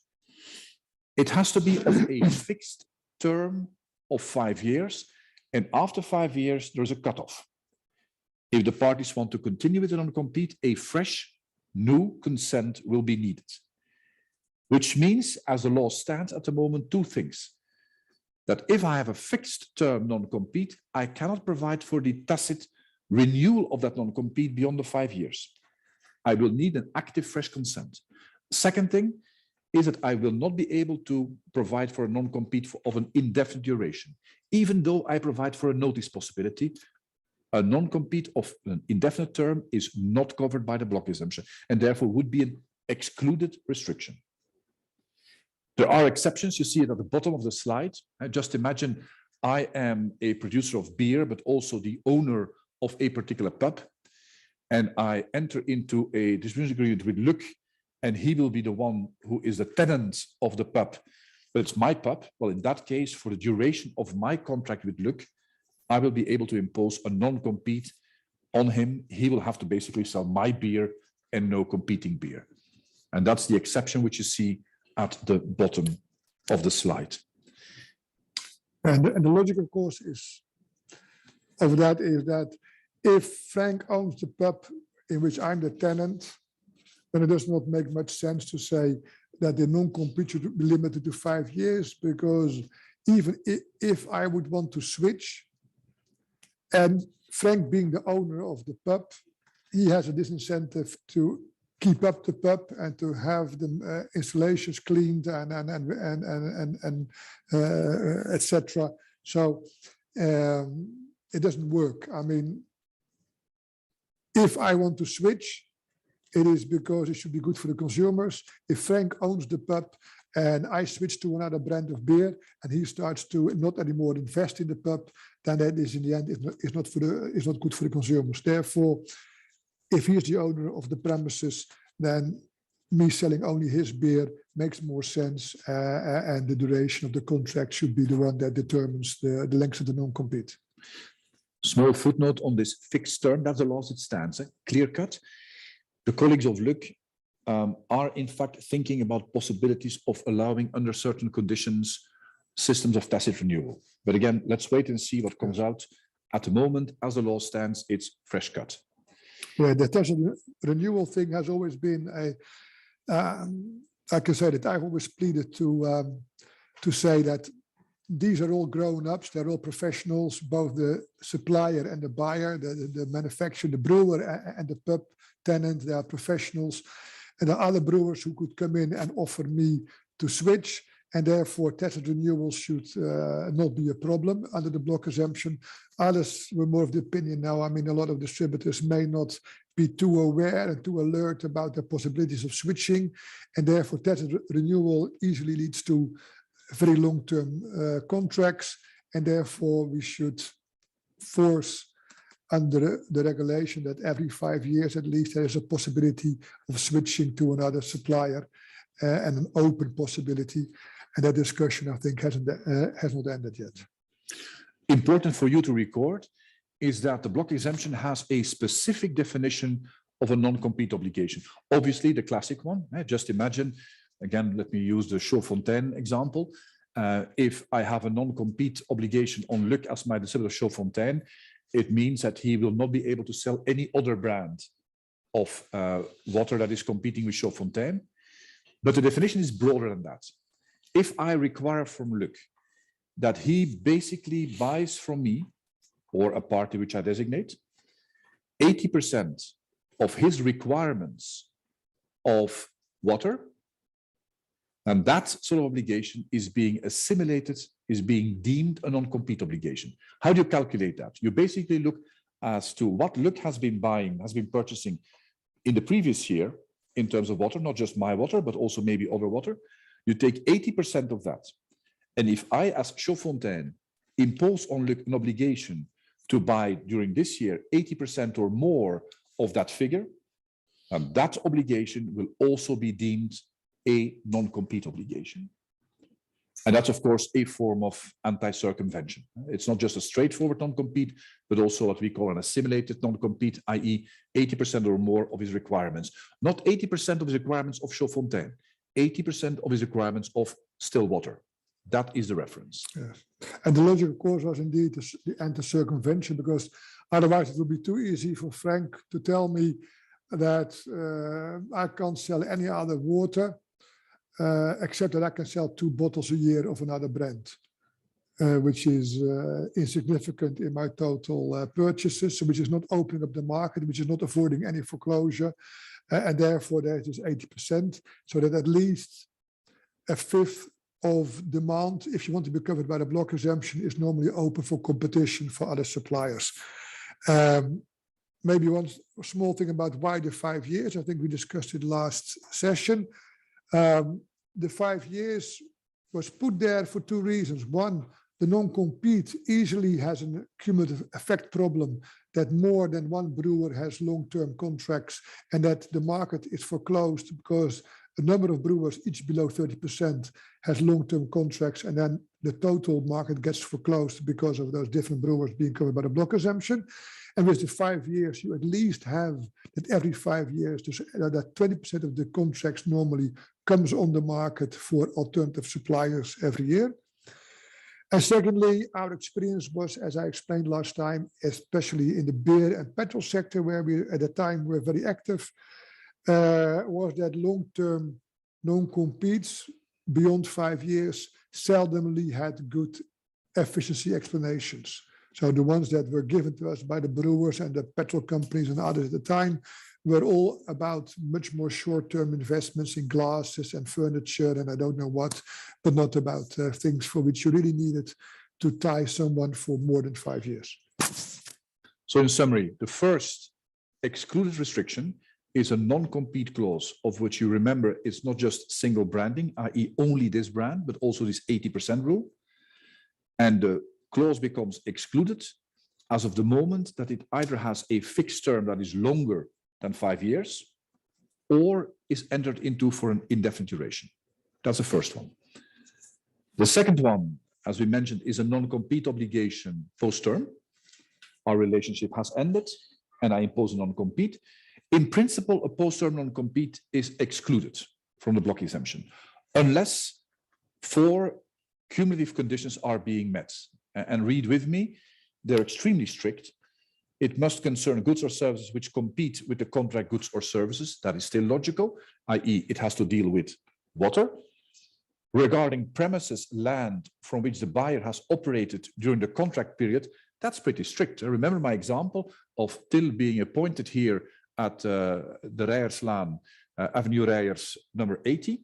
Well, the non-compete post-term, which is block exempted, is linked to that particular location. If tomorrow Till goes 2 streets further and opens up there, the post-term non-compete is not covered by the block exemption. Maybe it can benefit from an individual exemption, but it's not covered by the block exemption. So it's very narrow. Thirdly, it must be indispensable to protect know-how. And there you feel already that this probably is very much franchising related. I get commercial know-how from my franchisor or from my supplier. And the purpose of the clause must be to protect that know-how. And finally, in terms of duration, it must be limited to a period of 1 year after termination of the contract. If these 4 cumulative conditions are met, a post-term non-compete will be covered by the block exemption. In my experience, very few post-term non-competes are drafted in this way, particularly because of the second condition. Notably, it has to be linked, specifically linked to the location where indeed our distributor has been performing his distribution contract in the past. Yeah. There again, the reason to make this so specific and so limited in terms of coverage is the following. I mean, a post-term non-compete is deadly for a continuation as a distributor if it is a general or rather wide post-term non-compete. I mean, if I was the tenant, if I was the pub owner, if I have a pub and I'm the owner of the pub, and Frank is the brewer, and Frank has a contract with me, which says that after the contract I cannot anymore be in the pub market, then that makes it very unattractive to stop working with Frank. So if the 5-year non-compete that we discussed before had to have any real meaning, it means that the post-term non-compete must be very limited. Because if Frank could tell me, oh, look, you only have to buy my beer for the next 5 years. And then after the end of the 5 years, and we are talking about what to do for the next 5 years, he says, oh, you can go to other brands, but remember the post-term non-compete, that you can't be a pub for 1 or 2 years. What do? I only have one choice. I sign again for the next 5 years to sell only Frank's beer. So to have the normal non-compete 5-year have any real meaning, the post-term non-compete had to be limited to what was obviously pro-competitive, and not to make it wider than that, because otherwise this is an easy instrument to make sure that after 5 years of the normal duration and the non-compete, the only option I have is to sign again for another 5 years. And that is why it is limited so strictly. So remember, second on the list, post-term non-compete, in principle, it's an excluded restriction, which means not covered by the block exemption, unless these 4 very strict conditions, as Luc mentioned, are indeed met. But that also means that in many cases, there will not be a competition issue if it is wider than that. So, I mean, but... That is what is block exempted. I can imagine, I take the example which I mentioned about Til. If I say, well, not just this particular address, but this particular commune, where are we here? We're in Schaarbeek, I assume, the whole of Schaarbeek. Well, most likely that makes sense if the other 3 conditions are being met. But again, not block exempted, it would have to be individually exempted. The final one on the list are boycotts. It's a direct or indirect obligation on the members of a selective network not to deal with particular competing suppliers. Take my example of the still water. We have a selective system for this, the still water, and I would say, well, in our system, nobody will be selling Perrier. That would be a case that is an excluded restriction. There could be good reasons why it is valid, why it could attract an individual exemption, but it would not be a block exempted non-compete restriction. It's not the most important part of Article 5, and I think the background at the time was very much the fear that the incumbent, the main brands, would have the same selective distributors. Let's say the 4 or 5 main perfume brands would use the same selective distribution network, who would sell those 4 or 5 brands, and they would tell the distributors, but don't sell the new brand of Frank. And so therefore to have a kind of cumulative boycott effect, that was but I think in practice it's not the most, it's not the one where which attracts most attention. Right. It's 5 o'clock. Let's go for the workshops. Are you exhausted? I think you're exhausted. No? Yeah, but they can think for themselves now. Would you like a short break, or I see people nod yes? You want a short break? 5 minutes? Okay, 5 minutes. Yeah. 5:05. Okay. We're too nice, Frank. Oh, no, 5:10. Sorry. Have to be fair. 5:10. I'm gonna wake them up. Yeah.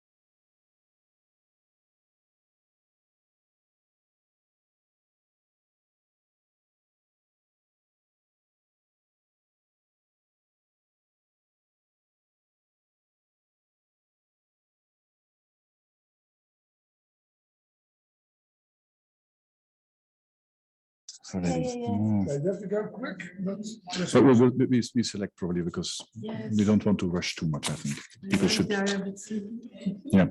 Yes, I will try to manage myself this time. Don't worry. Welcome back. We're going to shift the approach, and our friends on the screen are also back.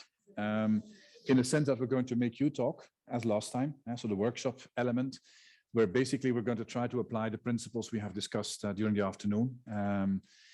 And let's move without further delay.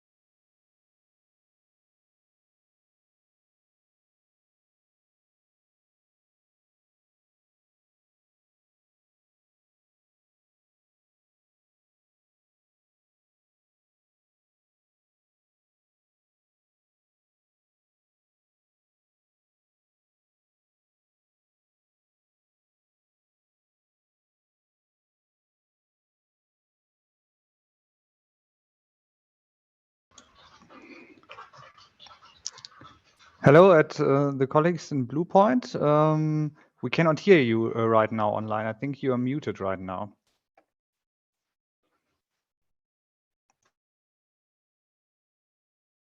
Are you able to hear us now? Now you should hear us. Yes? Okay. Frank, start again. Or wait, did you read the first slide? Yeah, okay. So you just missed Frank's now. No, we didn't. You didn't? You didn't? Okay. No. Then go again. Frank, then. Voila. I'll do it more quickly then. Belgian police switch from expensive cars. The Teslas are put aside. They want to work with bicycles. And therefore, they issue a tender to the bicycle manufacturers and say, hey, bicycle manufacturers, are you prepared to sell bicycles to us, the Belgian police? And there's one player, Bikey, who basically says, well, of course, I could sell these bicycles to you, but that is not very smart because I don't have a habit of selling directly to customers. I do that through my local dealers. And that's what I want to do. I offer you, dear police, a framework contract, and under that contract, you can walk to your local dealer of your police station, where you will be able to buy the bicycles of the Bikey brand. And that's where we landed before you guys came in. Bikey says, I've got a fantastic argument why that is a smart thing to do, because bikes have a tendency of creating problems. They need to be maintained and what have you. And therefore, you would want to build a relationship with the local dealer. He will be extra motivated to do top class work on your bicycle, dear policeman, of course, if he has been allowed to sell the bike to you. The police is interested in the offer of Bikey, but wonders how Bikey will be able to guarantee that all of its local dealers will respect the bid price and simply not start charging a different price. And here is the question for you as a team, as a group. What do you think? How do you advise that this can be solved? Or maybe on account of the rules in our block exemption, and because we always with these questions are working within our block exemption, this is something which is not solvable. So do you think that Bikey can draw up block exemption regulation covered contracts with his dealers, or will it have a problem because it is promising a price to the Belgian police, which the dealers have to respect? Lucas told me, I'm normally much more flexible, but he told me that you get 1 minute to think. Yeah, he's brutal, I know, but that's the result of staying too long in the commission. I hope you heard that.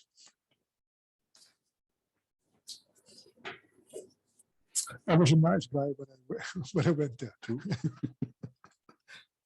But look how you came out.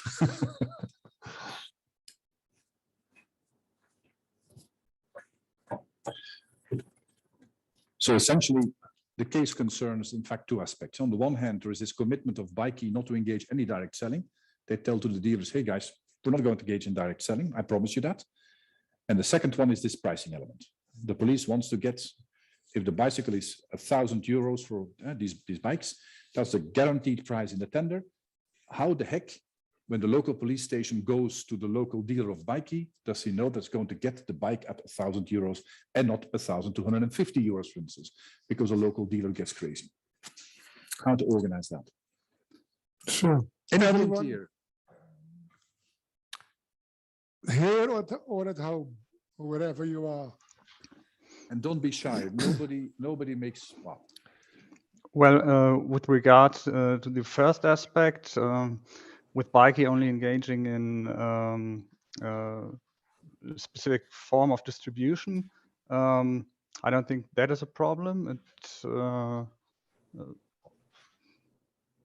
It would be regarded as an obligation on the supply area, which would be exempted under Article 2.1. So that shouldn't be an issue. On the other hand, with regard to the price, we could think about a maximum purchasing price, which would have to be agreed between Bikey and its distributors. And in this scenario, well, at least the bikes wouldn't be sold for higher prices. That Christian, might be one scenario. Let's take your answers one by one. The first one is the restriction which the supplier, which Bikey assumes is a customer restriction. Why is it not a problem then? So I think I have to move back on the slide. Because Bikey accepts not to sell directly to the police. That's a customer restriction. Yeah, please, Simon, go on. Because we are referring to the restrictions imposed on the buyer, not the supplier. Yeah. That's key, Simon. That is, and again, I assume, Christian, that was implicit in your answer. Yes. Even though it's a customer restriction, but it's assumed by the supplier, it is not blacklisted. So the where and to whom restrictions that are constituting a problem under Article 4 are restrictions imposed by the supplier on the distributor, and only those. So that is solved. That is, and again, that's a fantastic application of the principle we mentioned half an hour ago. Nothing is being said about this restriction. And if nothing is being said, it's good news, because that means we're covered. So, but I think that's also what Christian meant. It is not in the hardcore list. It's on the supplier and not on the buyer. And on the second part of his answer was he would organize this through a maximum price. I'm looking at the room here for a second. Is that a good idea? Well, others at home, do you think that is a brilliant idea of Christian that brings it inside the block assumption and solves the problem? Anybody having doubts? I see Till is nodding yes. That seems for him a good idea. If I understand your nod correctly.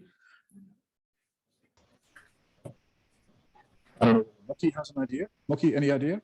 Do you think? You're still thinking. Annabelle, what do you think? Hello, I think the second part is problematic because the local dealers will respect the bid price and not charge a different price. It indicates that they will have a fixed price. I think it's a hardcore restriction that will be problematic. It's very, very severe here, but maybe she's right. I don't know. Annabelle, any thought on your part? The maximum price. Anybody else? Shall we vote? No, I think let's wrap this up. Yes. Indeed, the maximum price is the good solution. And again, in my practice, that's what I do. You work with a maximum price. You try to avoid, because Vivian's point, of course, is valid. If the maximum price is a hidden fixed price, that is RPM. Yeah, but also it's even more, her point is valid. If you only say you can only sell it at price X at €1,000, you have a problem, Vivian, and you're right. Therefore, the clever thing is, like Christian said, is to say, dealers, you can sell at whatever price you want to the police, but not above 1,000. 1,000 is what I have agreed with the police as the framework price. They will be extremely happy if you are willing to ask a lower price. So please compete and give a lower price if you want, but you cannot go above the framework price which I have agreed with the police. So indeed, you have to avoid the problem that Vivian also said by chance only mentioning the framework price and giving the impression that is the price. Yeah. Again, maybe just one follow-up question here. Would it be possible to actually agree on fixed prices if we treated it as a form of a commercialization agreement, which is okay under horizontal rules when you're within the 15% rule, and say, for example, let's treat them all, Bikey and its distributors, as one contract party, and the police as the purchaser as the other party. That is not would it be possible in this scenario to regard it as a horizontal agreement, and within this limit say, well, that's actually okay? I do not think so, to be honest. The alternative solution, Christian, which Lux's former colleagues are thinking about, is this concept of fulfillment contracts, whereby they indeed would say, and that's at least in the drafts now, we'll see whether it survives. You would indeed be able to impose a fixed price, not a maximum price, which I think still is the best solution, on the condition that the customer, in this case, the Belgian police, has given up its choice of the dealer with whom it will work, or that the supplier can designate a dealer. In all honesty, I don't find that a particularly attractive solution. I think if that is going to be the future regime, I will continue working with a maximum price. Much more easy. I think the only real alternative is the use of agency. But then that is not very credible in this case, because the Bikey distributors, they are independent distributors who take responsibility for all their investments in their shops, etc., etc. So they are not true agents. But you could think about whether you could create an agency contract only for the bikes too, etc. But it will be very difficult. It will be difficult. So here indeed is your answer. Indeed, I think you were spot on as a group here. And the logic, of course, is that maximum price, I mean, the logic is that maximum prices are, if they're true maximum prices, are normally good for consumers. They put a maximum on the price, therefore the price cannot go up, but the price can go down. And therefore, there's no reason to have that in the hardcore list. And it may help to avoid what is called double marginalization, on which I will quickly explain what it is. I mean, that is typically something that economists love to talk about because it's easy to model. The problem may be the following. I mean, and it is the same vertical externality problem that you also had, that we already discussed for the RPMs. I mean, the problem is that not only can you have free riding between distributors, but you can also have a problem in a vertical relationship which is a kind of free riding where the two parties don't take into account the effects that they have on each other. So if a supplier, a manufacturer sells to a distributor, a typical economic problem that economists like to analyze is the distributor, if he decides to increase the price, which may be good for the distributor's profit, does not take into account that this has a negative effect for the supplier.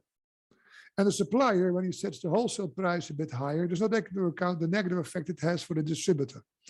And therefore, this is what economists call a principal agent problem.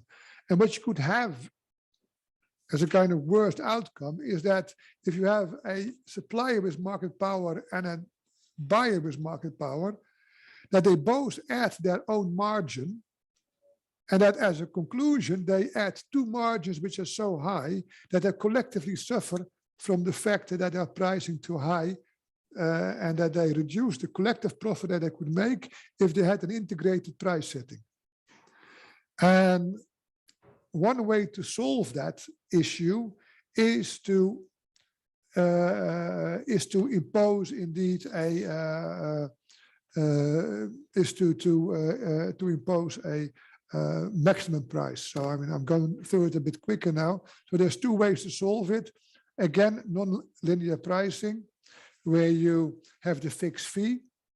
So you give the products to the distributor at a low price, which makes that he adds a margin and thereby gets to the monopoly price, which you really want.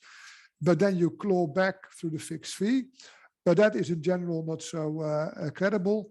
And the other way to do it is indeed by using either a maximum price or by imposing a minimum purchase obligation on the distributor. So you make sure that he is forced to sell so much that he can't increase the price too much. And it is funny to see that even renowned economists, but also competition experts sometimes mistake this as a justification for RPM. It is not, it is a justification for maximum prices, but not for fixed prices. Look, what shall we do? We have 3 workshops left. We should take, I think. May I have a quick question? Oh yeah, and Jimon has a question. So yeah. Okay, so if we are in the public procurement, so let's imagine that the Belgium is divided into sub areas, something like that, which are exclusively allocated for bikes distributors, and there is this parallel imposition obligation. So one distributor cannot actively sell in the other. And there is an exclusive distributor designated for the area where this public tender takes place. In accordance with this, with the assumption of this exclusive distribution system, this is the only one who can sell these bikes to the police. And I'm asking this in the context of public procurement law, because under the EU procurement law, I'm not the expert, there are different kinds of different procedures. Sometimes the initiative for the contract comes from the agency, from the buyer, and then customers. Sometimes in the open procedure, they are responding for the offer which is placed in the official journal of the EU. And this may have this is relevant from the perspective of definition of active and passive sales. So sometimes they would be able these distributors from other exclusive territories would be able to sell. Sometimes not, depending on the procedure we are in. It's not addressed in the current vertical guidelines. You may have seen that in the draft that has been issued by DG Comp, the tender and the public tender issue is being addressed. And the starting principle that is now stated in the draft vertical guidelines, wait and see whether they will become definitive, is that participation in a public tender in principle is seen as a passive sale. That is the position which is now being put forward in the draft vertical guidelines. Yes, and the logic was, I mean, this question came to us in the past, and when I tried to answer it in the past, when those questions came, I went back to what is the ratio of the rules. The ratio of the rules is to not allow a total ban on the possibility to sell, but to only limit the active selling, so to still have the possibility to be invited to sell, to make passive sales, where someone is asking me, can I buy from you? That's a passive sale. And therefore, if sales go through public tenders organized by companies or by states or whoever else does it, then if it would be okay to say only the ones who are in their territory can participate and others cannot, it would mean a total ban for the others to be able to sell to that customer. And therefore, that can't be the meaning of the rule. And therefore, the logic was to understand the fact that someone puts up a tender is the invitation to everyone to sell. And therefore, it becomes passive selling if you react to the tender. That is the kind of underlying logic. I think the best for us to do is to do numbers 2 and 3 and to drop 4. 2, of course, is complicated. Shall we do it? 2? Yes, of course. That's why we do it. 4 is easy. That's too easy. here is the difficult workshop number 2. I would say sit back, relax, but no, be attentive. This is not such an easy one. Number 2, Bikey, in the meantime, you know who Bikey is active in the Benelux. In Belgium, it acts, and I think almost every line becomes important here now. It acts through its own stores. In the Netherlands, it has a wholly owned subsidiary, which has designated 3 independent distributors or dealers. These dealers are located in, respectively, Amsterdam, Rotterdam, and Eindhoven. In other parts of the country, the subsidiary has not yet identified any proper independent dealers. And for lack of funds, it has also not been able to set up any own stores. In Luxembourg, finally, Bikey has appointed an independent importer, which in turn has designated a number of independent stores that are spread all over the Luxembourg territory. And then the wish of Bikey is to the maximum extent possible to work with active sales restrictions. And therefore the question really is, and I'll keep this one on the screen and not move to the next one.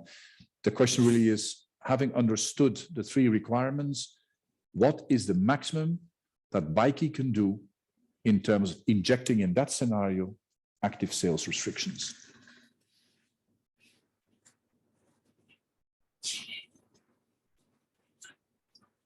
The one who gets this right gets a, if it's no longer raining, a free walk with Mika, the dog, or because I think Mika deserves a walk.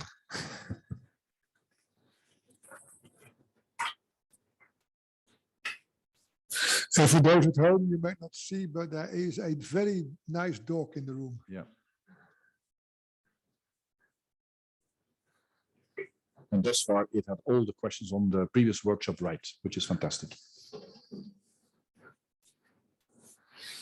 So how would you go about to put into your agreement the maximum number of active sales restrictions or in your agreements with the different distributors and different buyers and different importers, whatever, what have you, while staying within the block assumption? Maybe the West Bay forward is simply to carve the cake in parts. Otherwise, it's on Friday evening at this time. If you can do it, of course, you're brilliant. But let's do it in parts. Let's take Belgium.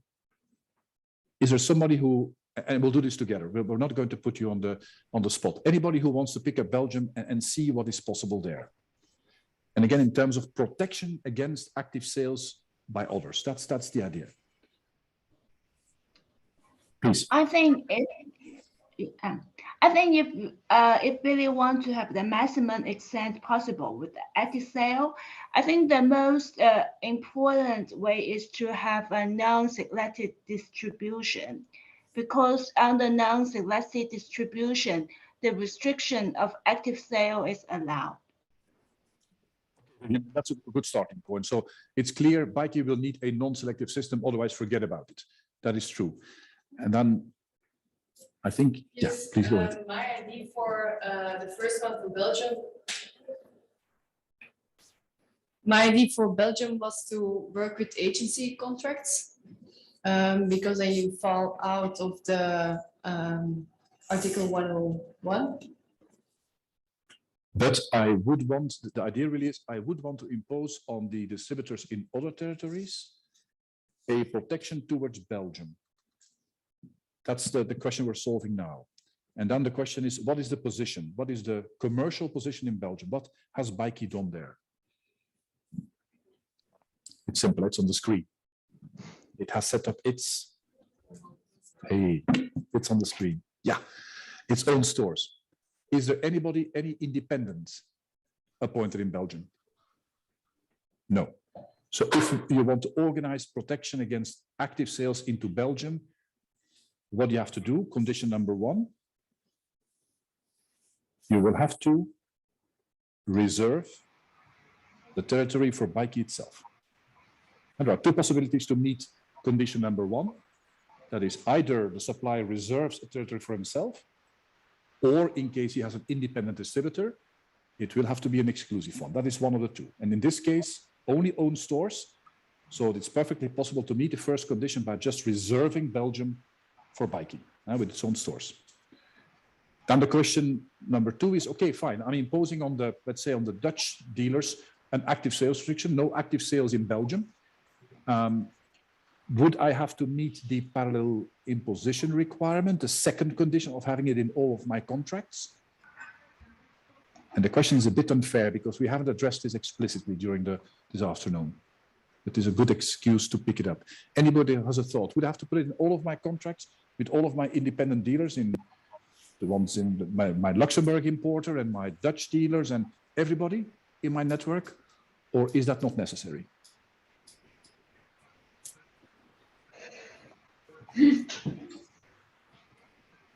Alexandra, you're opening your microphone. That's always dangerous. Then we really collectively are waiting for an answer from you. Who's sorry? You had your microphone on, Alejandra, as if you were wanting to answer. No. No? Well, I don't know, but I don't think so, because actually you will be protecting yourself. Alejandra, I don't know whether it's sheer luck, but it's the correct answer. Yeah. So if you meet condition 1 by reserving the territory for yourself, the parallel imposition requirement or the second condition of having it imposed in all of your contracts does not apply. It only applies in the case where the first condition is met by appointing a sole exclusive distributor. So the answer for Belgium, I summarize, is the way to protect Belgium to the maximum extent possible is indeed, as Vivian was saying, by having a non-selective distribution system, by imposing active sales restrictions towards Belgium, by reserving the territory for yourself as bikie. And if I forget to impose it in the Eindhoven contract or to my Luxembourg importer, no drama, because that requirement of having it in every contract does not apply in a case of reservation.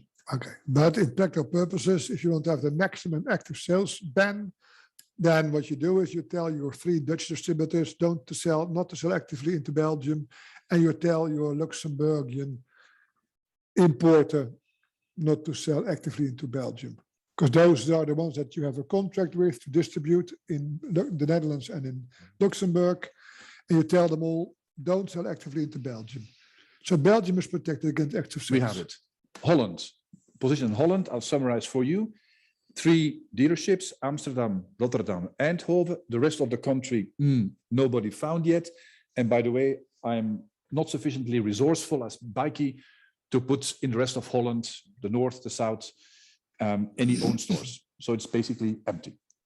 The question again is the same. I would want to protect the Dutch position to the maximum extent possible. What do I do?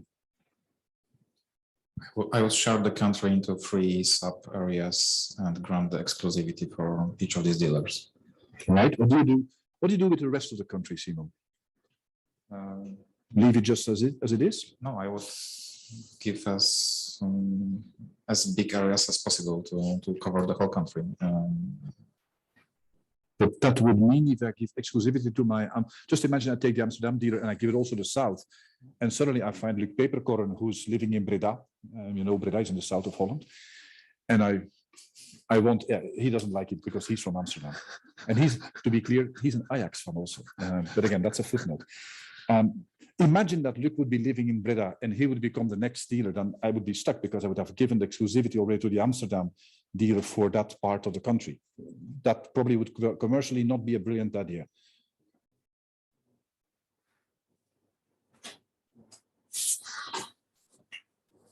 Anybody has a thought? What do we do with, let's say, the south of Holland, which is not Eindhoven, which is not Amsterdam, which is not Rotterdam? What do we do with that?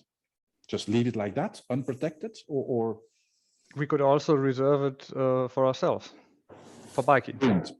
Okay, Christian, that's it. The fact that you're not active, that you have not anybody in sight, you don't have Luc in sight, Luc from Breda, or that you don't have the money to put your own stores in yet, or what have you, so you leave it blank, does not prevent you from reserving it for yourself.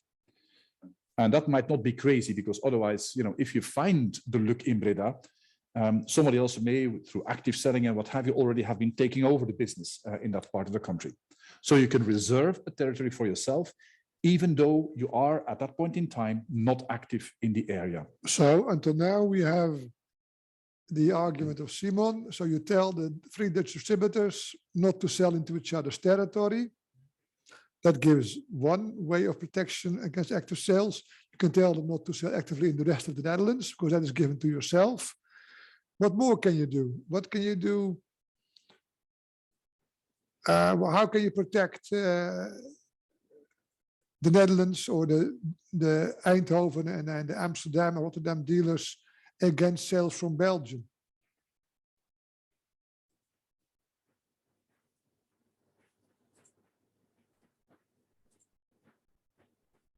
Remember, Belgium, 3 stores, all Bikey stores, wholly owned.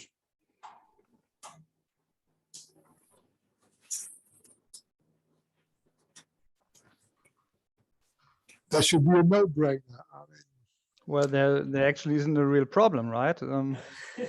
Only Bikey is active in Belgium, so if they don't want to sell to the Netherlands, they don't have to do it. Exactly. So that is even not 1-on-1. I mean, Bikey can easily promise the dealers in the Netherlands, I will not sell there. And Bikey can tell to its own subsidiaries, guys, the Netherlands is off limits for you. And what Bikey says to its own subsidiaries is outside 1-on-1. So the first bit, of course, would be 1-on-1. The fact that the Bikey would be telling the Dutch dealers, hey guys, don't worry. I will not, I will but that's not come. possible. Is that possible? It goes back to what we discussed earlier. I see Simon nodding yes, it is possible, but what can I do? What can I, as Bikey, accept towards the Dutch dealers? How can the clause be formulated? How strong can it be formulated?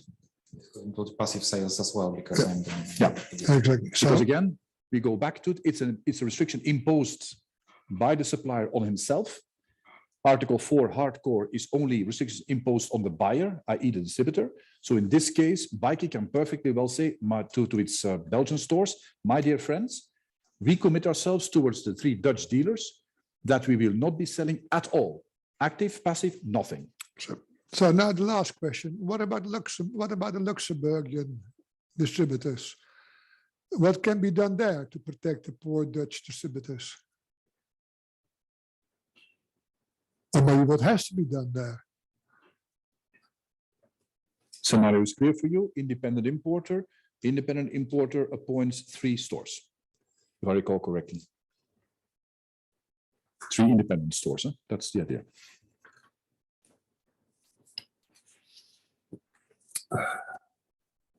Protect Luxembourg.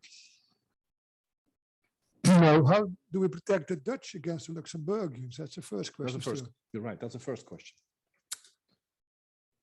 What can we do? What can we do? I mean, because we're still trying to protect the poor Dutch.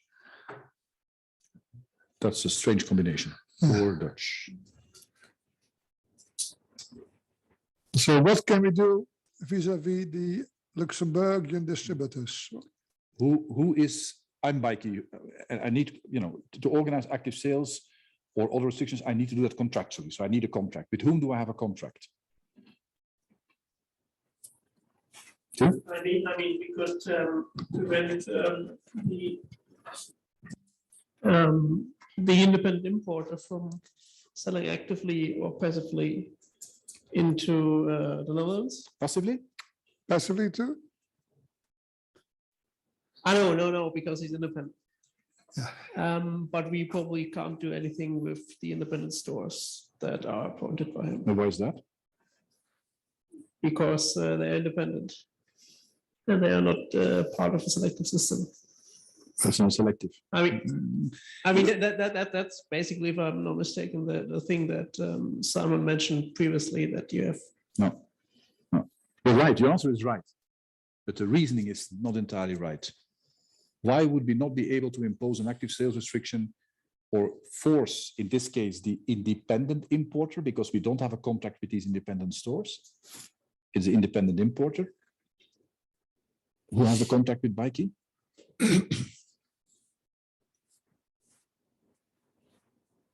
And the reason is Not sure, but I think it's because that's all over the rule of the customer of the customer. Yeah. Exactly. So I mean, you can, as biker, you can tell your Luxembourgian wholesaler who you're selling to, don't sell actively into the Netherlands.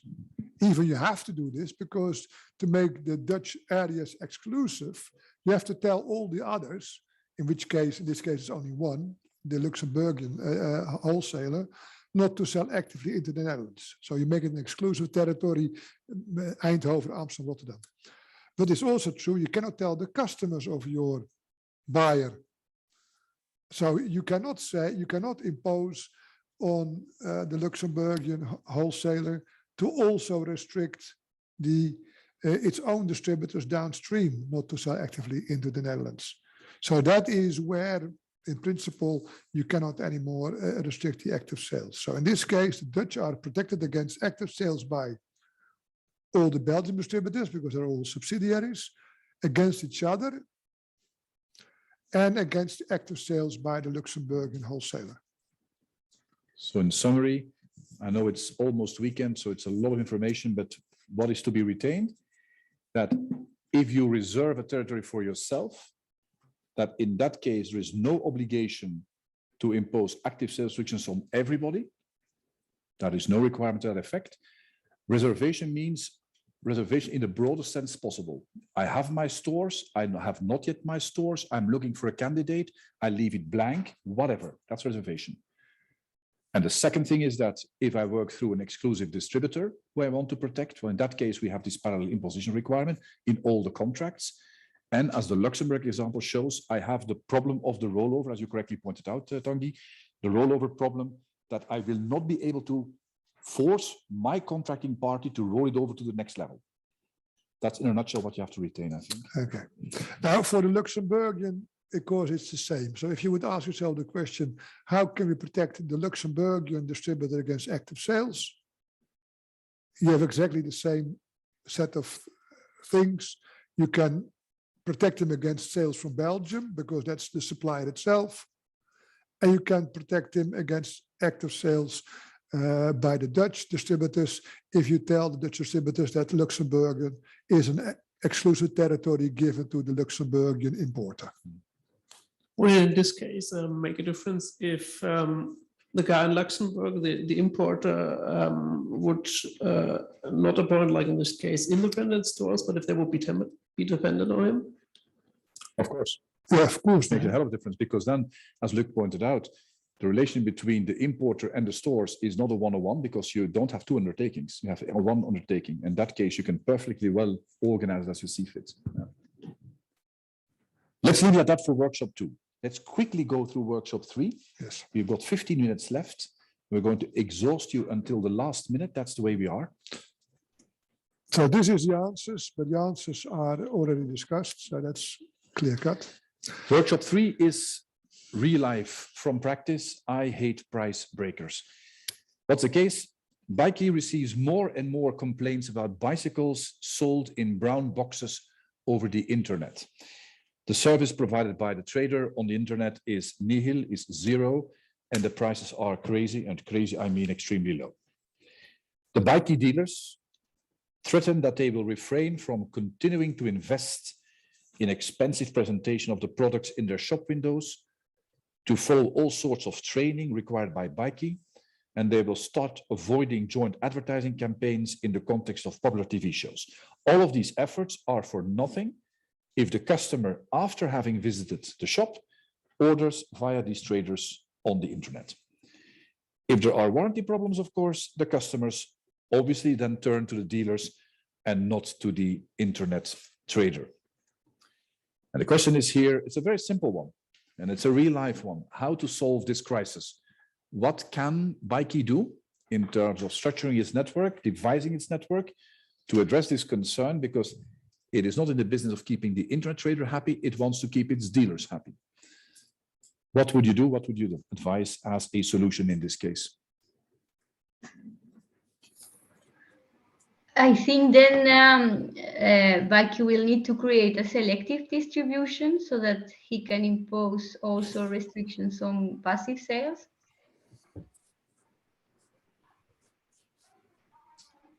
Yes, can you expand a bit more, Yeah. Alejandra? Can you explain what you, so who would you put inside the system? Who would you put outside the system? How would you organize it? What would you do? Wow. Okay. I'm not sure, but then I will put, I mean, all the dealers inside a selective distribution.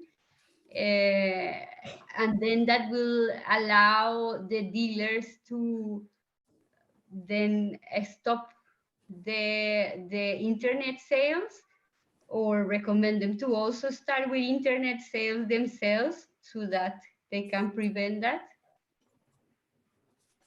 And in this case, because the internet trader is already selling Bikey products, can Bikey keep that internet trader out of the selective network?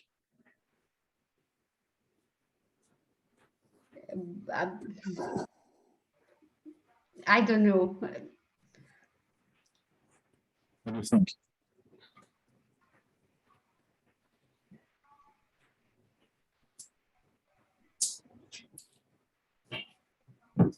Yes, I think that's possible. I mean, if it's there is, I think wasn't it the same as with the Cody Germany judgment that if it's necessary to protect the brand, like for example, that it can only be you need a showroom, for example, because it's a very exclusive product and you don't want it sold by somebody, or you don't want to have somebody that has only an online shop in your selective system, then you can keep them out of your system, or you could at least require them to adopt those restrictions that you have.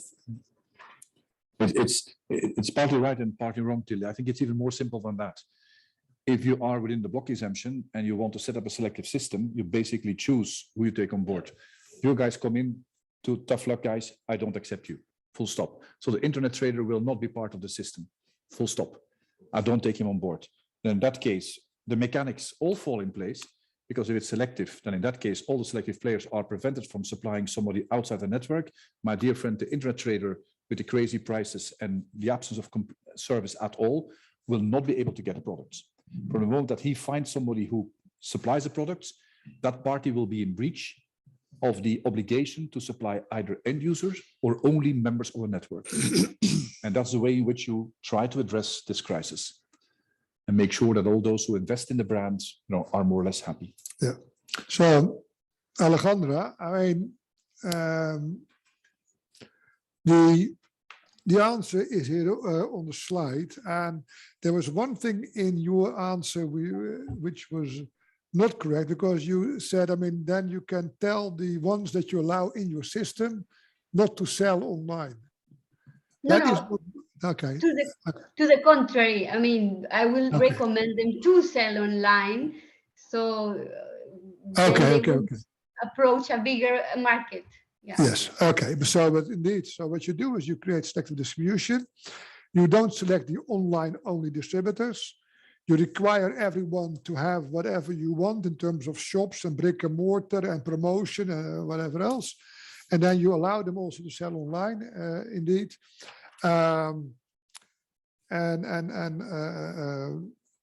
That makes it possible to ensure that you don't have this free riding between a particular class of distributors and the rest, and undermining the incentive of the rest that you want to keep to do the necessary investments. I think, Till, your answer partly comes from something that we see more often, I think, in practice, is that people don't appreciate the fact that the block exemption is a very crude thing, which says, we don't care how you choose your club.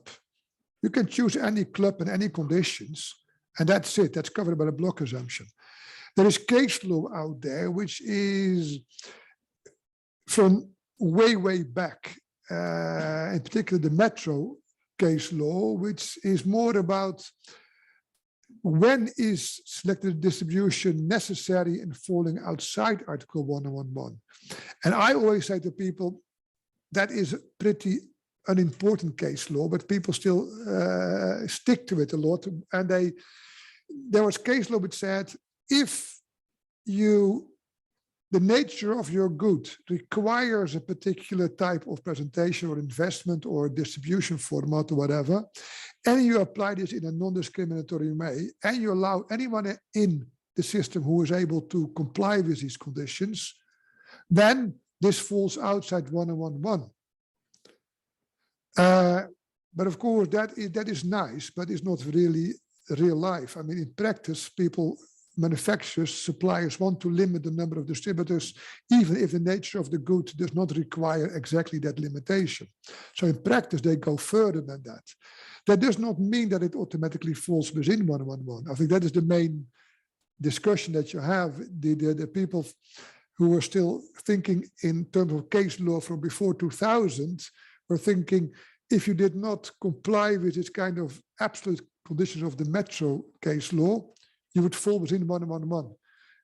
We always said, no, that's not true. You may still fall outside, but anyhow, your block is exempted. And therefore, you have much more freedom than this metro condition specify. And also the Coty case law is, I think it has only supported this view that it is not that if you don't require it by the nature of the good, that you automatically fall within 111. No, I mean, you're still block exempted, etc. And the whole Coty case law, and we will talk about it later, was about one specific question of hardcores, yes or no.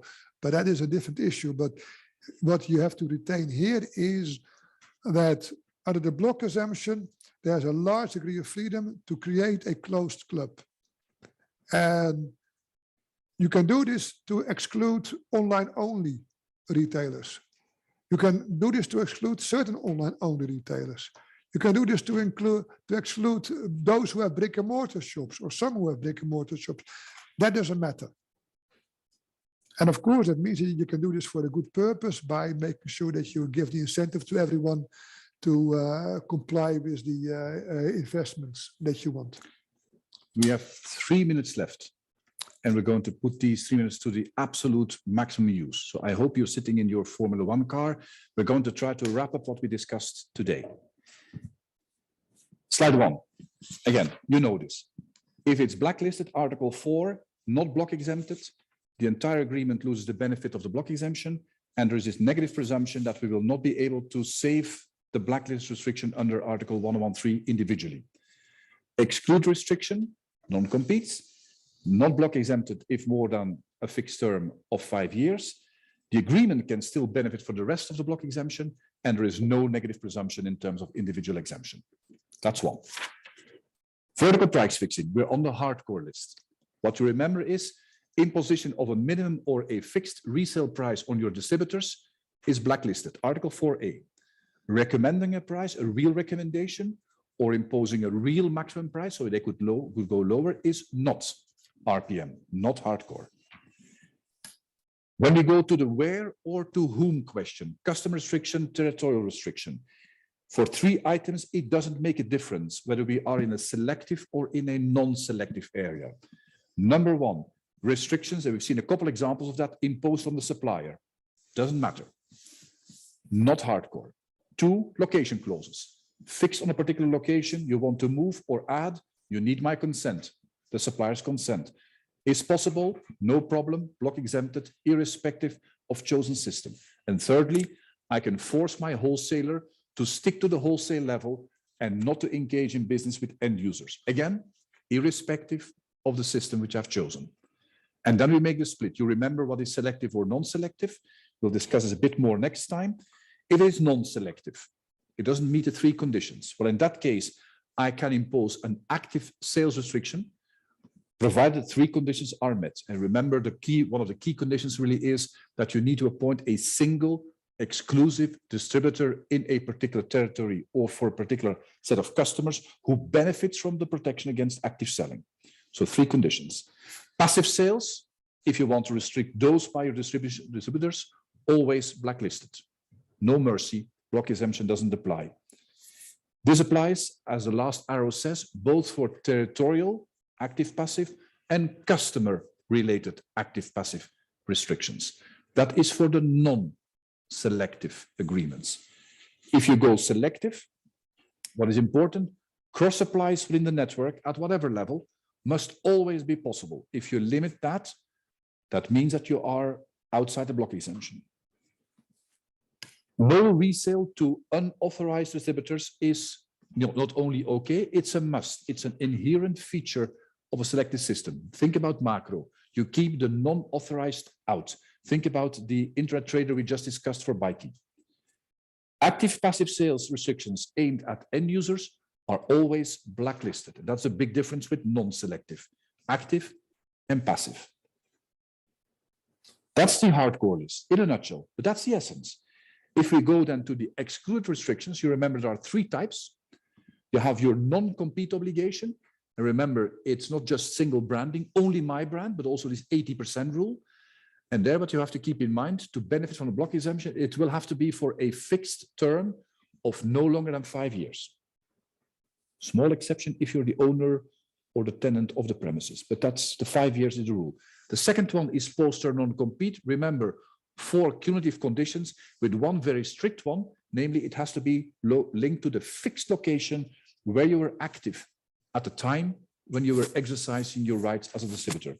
And finally, you remember this small exception, the boycott, which is being applied in the context of a selective network, which basically kicks out one or more competitors of the contracts with all of your selective players in a selective context. That is an excluded restriction. One final thing is that, which I just now realized, we always talk about supplier and distributor, manufacturer, distributor, resale. So as if these rules only apply to the distribution of goods for resale, as of finished goods. The rules in principle apply to every level of the production and distribution chain. So it also applies if an iron ore producer sells iron ore to a steel producer, or if a steel producer sells steel beams to a bicycle producer. However, in general, there's not much reason for a steel producer to impose a RPM condition on a buyer of steel beams when he makes bicycles. So most of these things play normally in distribution. That's why we always talk about it. But in principle, it's about certainly the resale conditions and the resale hardcores may also be very active for intermediate goods, where a supplier of steel beams says to a buyer of steel beams, you cannot resell them or you cannot, etc. And then the same hardcores apply about where and to whom, etc. So I wanted to give you that also. That being said, I think we're through for today. Small plea from our side. If you want to be fully prepared for the next session, please take these 5-6 slides in the wrap-up quickly before the class, and then we can start moving on in the next session where we go and dive a bit deeper into the various matters. Yes. Thank you for today and see you next week. Thank you very much. Have a good weekend. As you know already, maybe Module 3 exam will be online on Monday. So have a good weekend since then. And we see you on Friday. Thank you. Bye-bye. Thank you. Bye. Bye-bye. Thank you all.